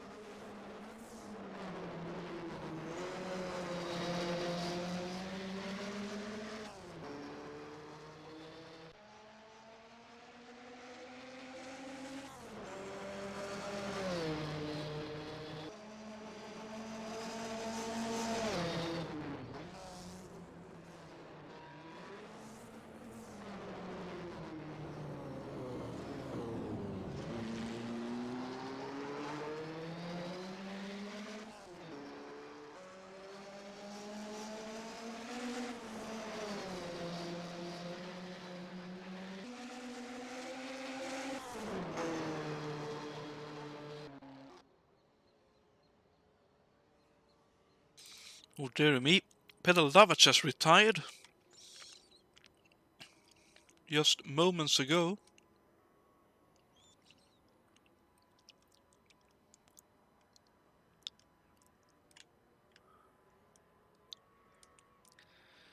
Trying to find out what happened.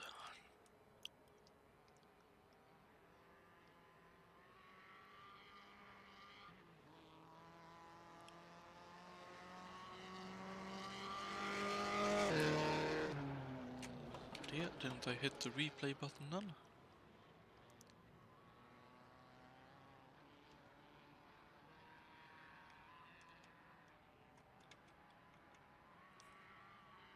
Ah, there we go. Now it will work better.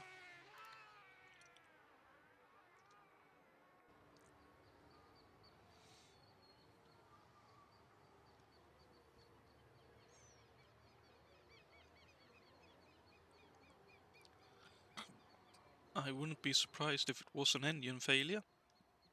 Looks like that is indeed the case.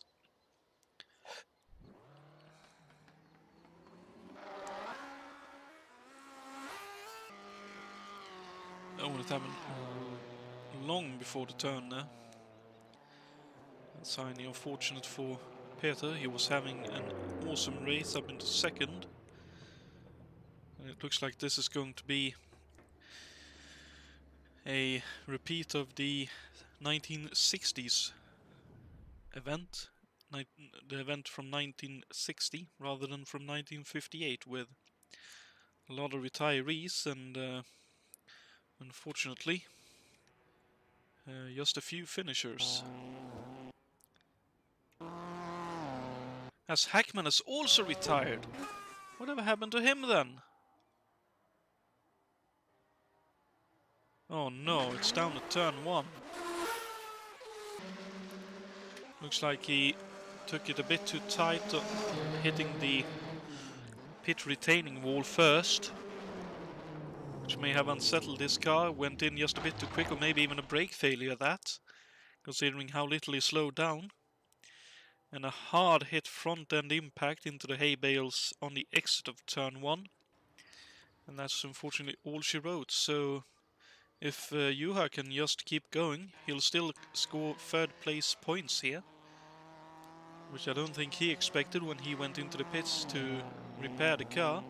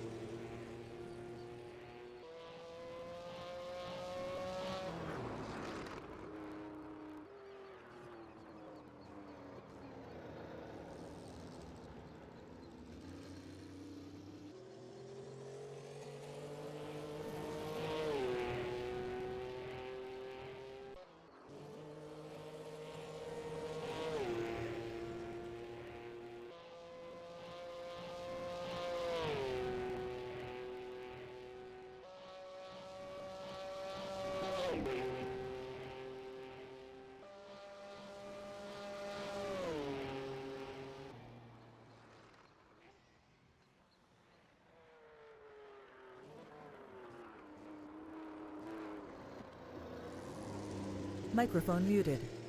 Microphone activated.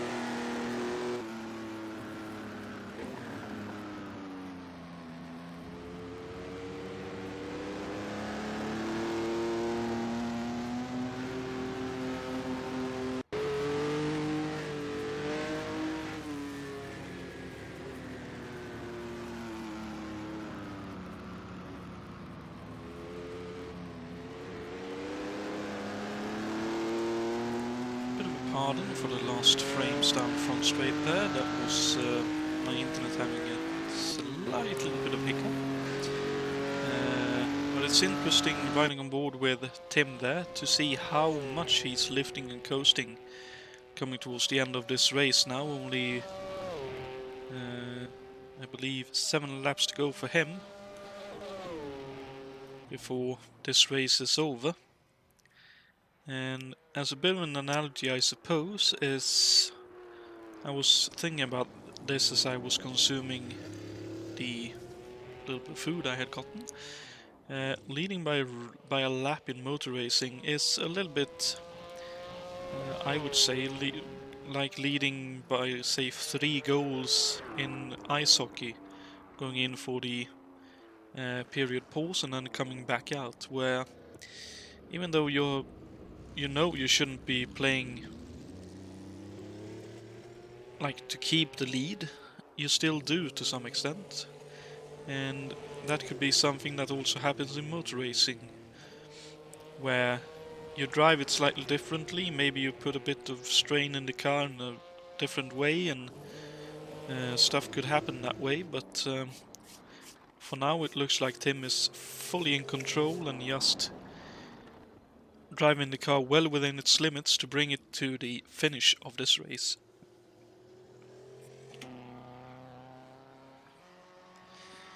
In behind him, Miguel Drexler, running some 3.5 seconds or so off his maximum pace, is lying in second in his Van der Waal Products Limited van wall.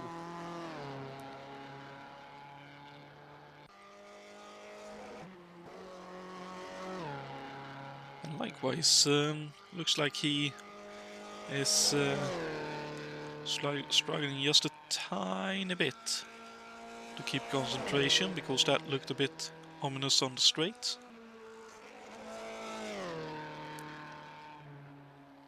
We can see and hear here as well, lifting very early,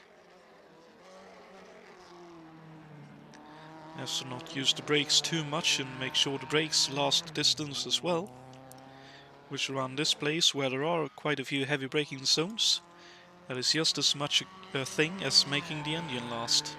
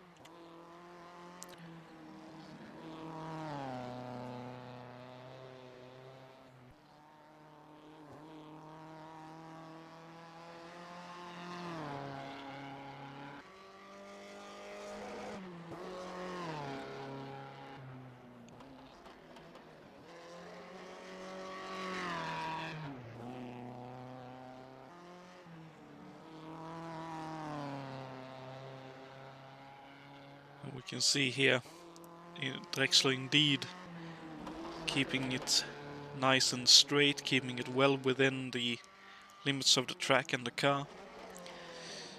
So, understandably so, all the drivers now just looking to try and get their cars to the finish, as all 3 of them in with a shot at getting a top 3 podium finish. Looks like Juha's car has been repaired, but not quite enough. That car is still looking very tail happy as he has a spin at turn 1, just about avoids the barriers. Nicely done there.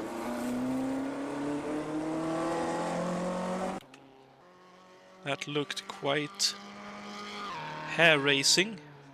Turns in and the rear end immediately goes, nah, I think we'll do a bit of a spin.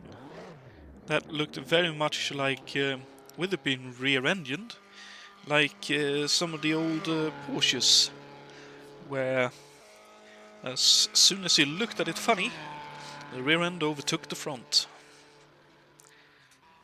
But this was probably more induced by the fact that there's some damage on the car still, which can sort of be seen by how the car is behaving just a little bit unpredictably. So that'll definitely be a let's just get the car to the finish.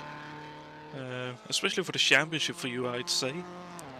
It's all about let's get the car to the finish, get points on the board and keep the championship open.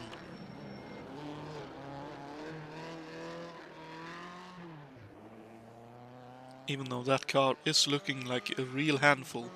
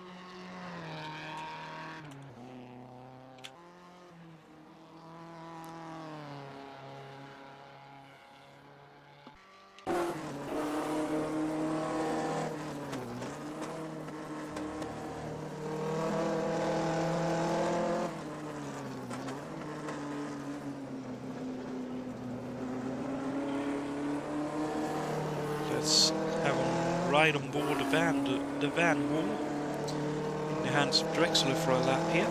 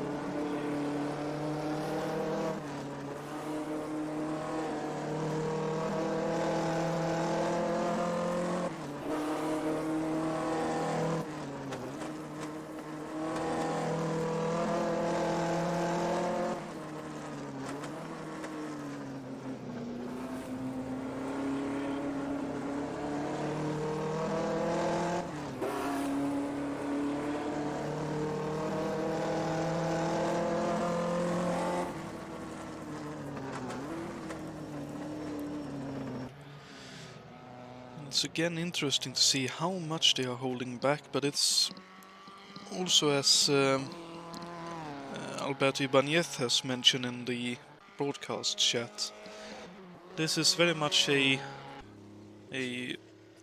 as close to the real life behavior of the cars as we are able to get out of a sim.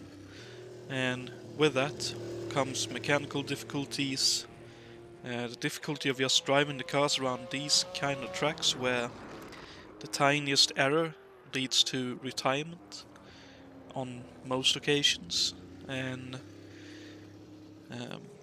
I can only second the opinion that anyone who comes to race with us and gives it a fair go has done more than anyone can expect, and whatever happens in the races, as long as you've given it the best go you can, you should be very proud of yourselves, because it is difficult.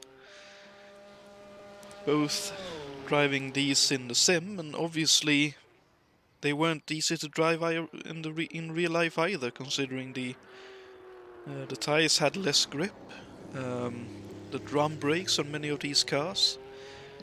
On many occasions, I believe at least, no power steerings on these particular cars, so all in all, very tricky, but very much rewarding when you get it right.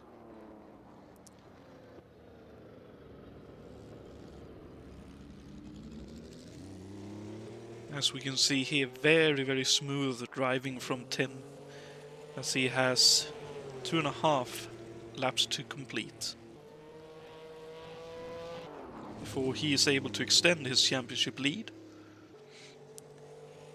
and celebrate a victory in this series.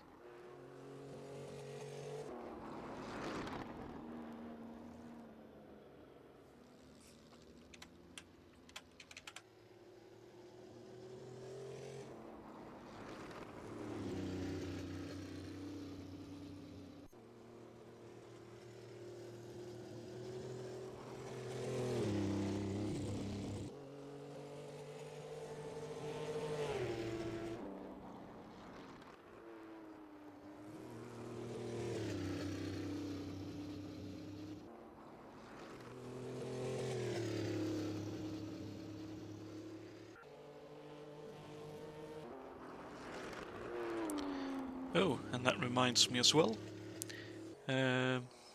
Congratulations, Alberto, on turning 50 years old today.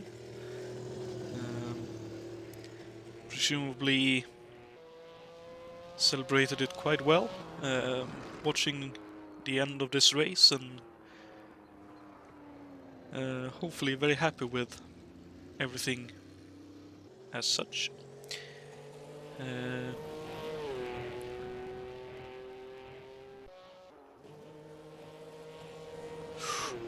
Tim also now starting to let his mind wander, it looked like. That was very close to getting too close to the hay bales on the right, but I think he's now back to do the final 2 laps of the race and get to the finish. And look at this, you have Bors trying to unlap himself here. Possibly. Ooh. That Cooper is not looking happy at all.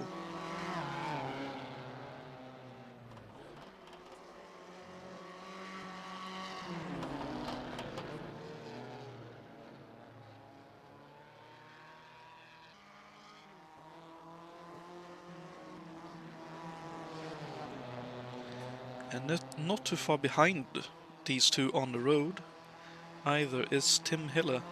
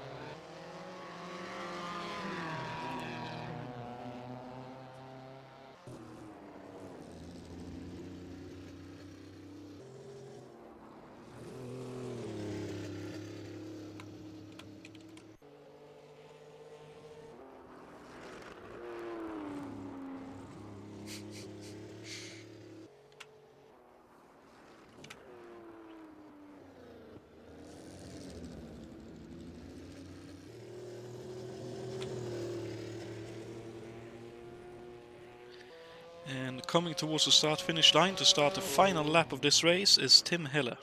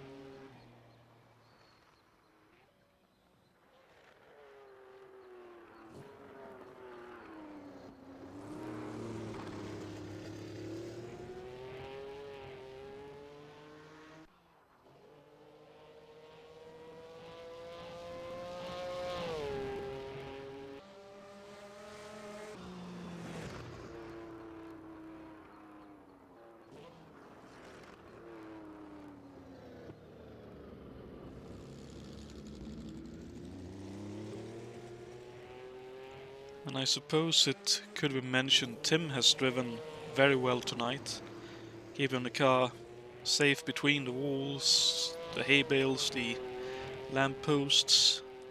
Other drivers had a great battle both with Ruben Fernandez and earlier before that Anders Nilsson, but has always looked fully in control of the car, and half a lap left. Looks like he is pretty much safe to say the winner of this 1958 Portuguese Grand Prix.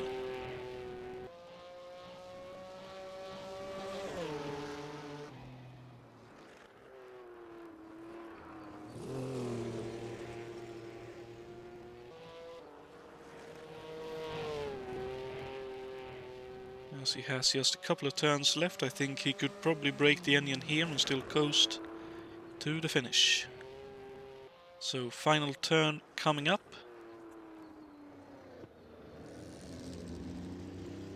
Here we go. Nice little drift. And towards the start-finish line, and the race win. Tim Hiller wins for Scuderia Ferrari at a race time of 2:08:25.456, or an average speed of 107.7 miles an hour. And understandably so, some donuts being done after the race finish. Congratulations, Tim. And looks like Juha Boos has unlapped himself from Miguel Drexler. But even if Juha gets to the start-finish line first here, he won't be able to pass Drexler. So Drexler now will finish in second place no matter what. So congratulations, Miguel, on a well-driven race for the Van Wall team.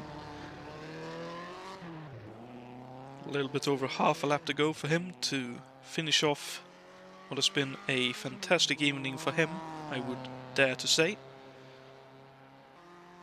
Again, another driver driving within his limits and the limits of the Van Wall, keeping the car between the between the retaining pieces and hay bales, and very nicely done, securing second in this race and 6 championship points.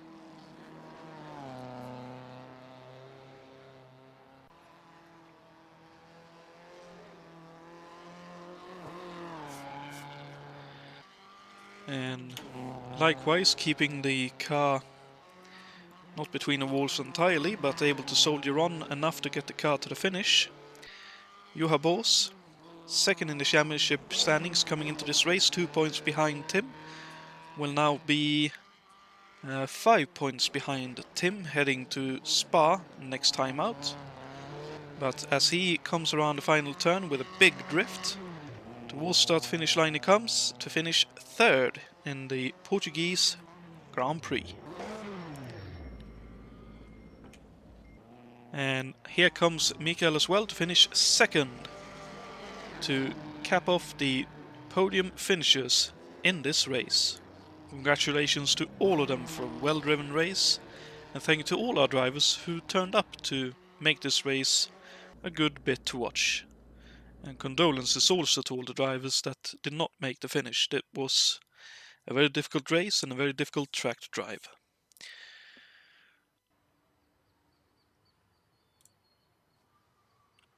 User joined your channel.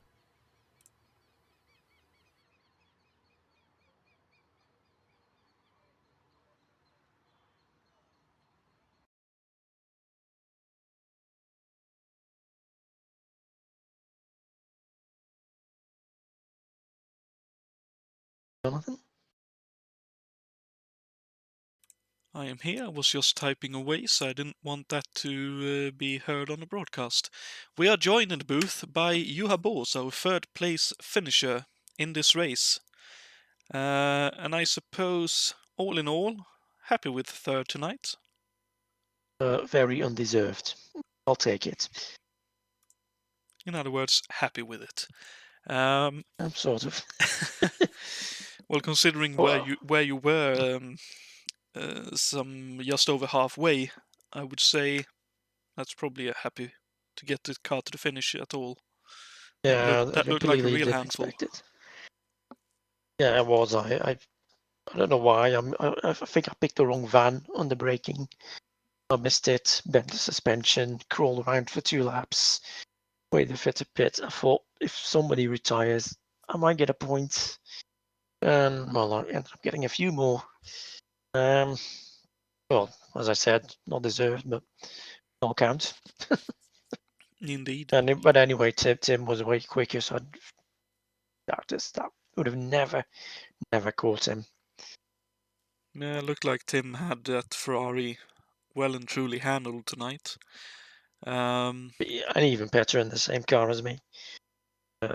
Couldn't keep up.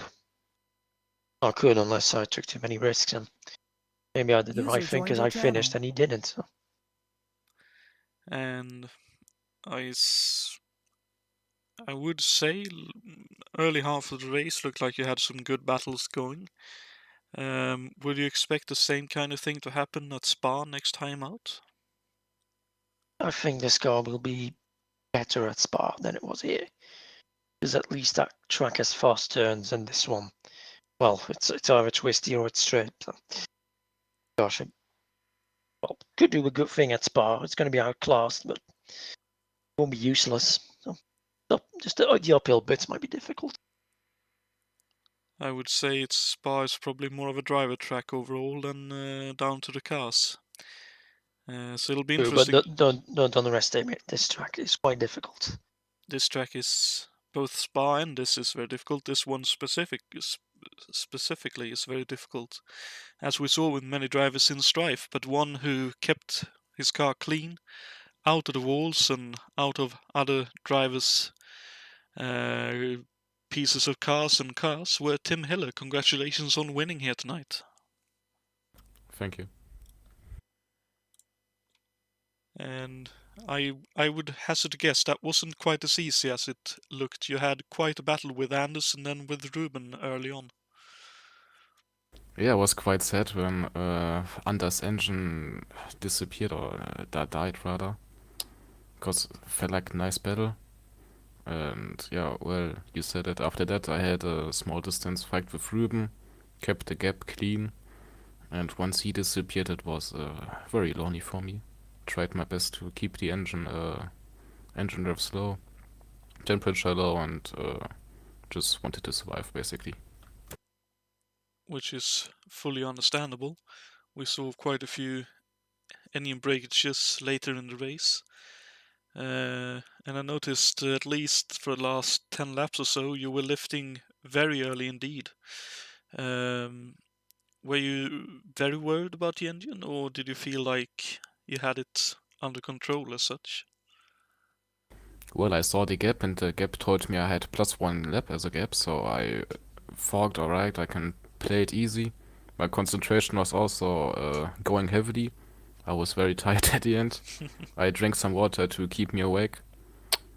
It worked, but not the entire race, so yeah, I lifted early, also to cool the entire car down, brakes, and tires, and yeah, I just took it very easy because I had everything to lose but nothing to gain, basically.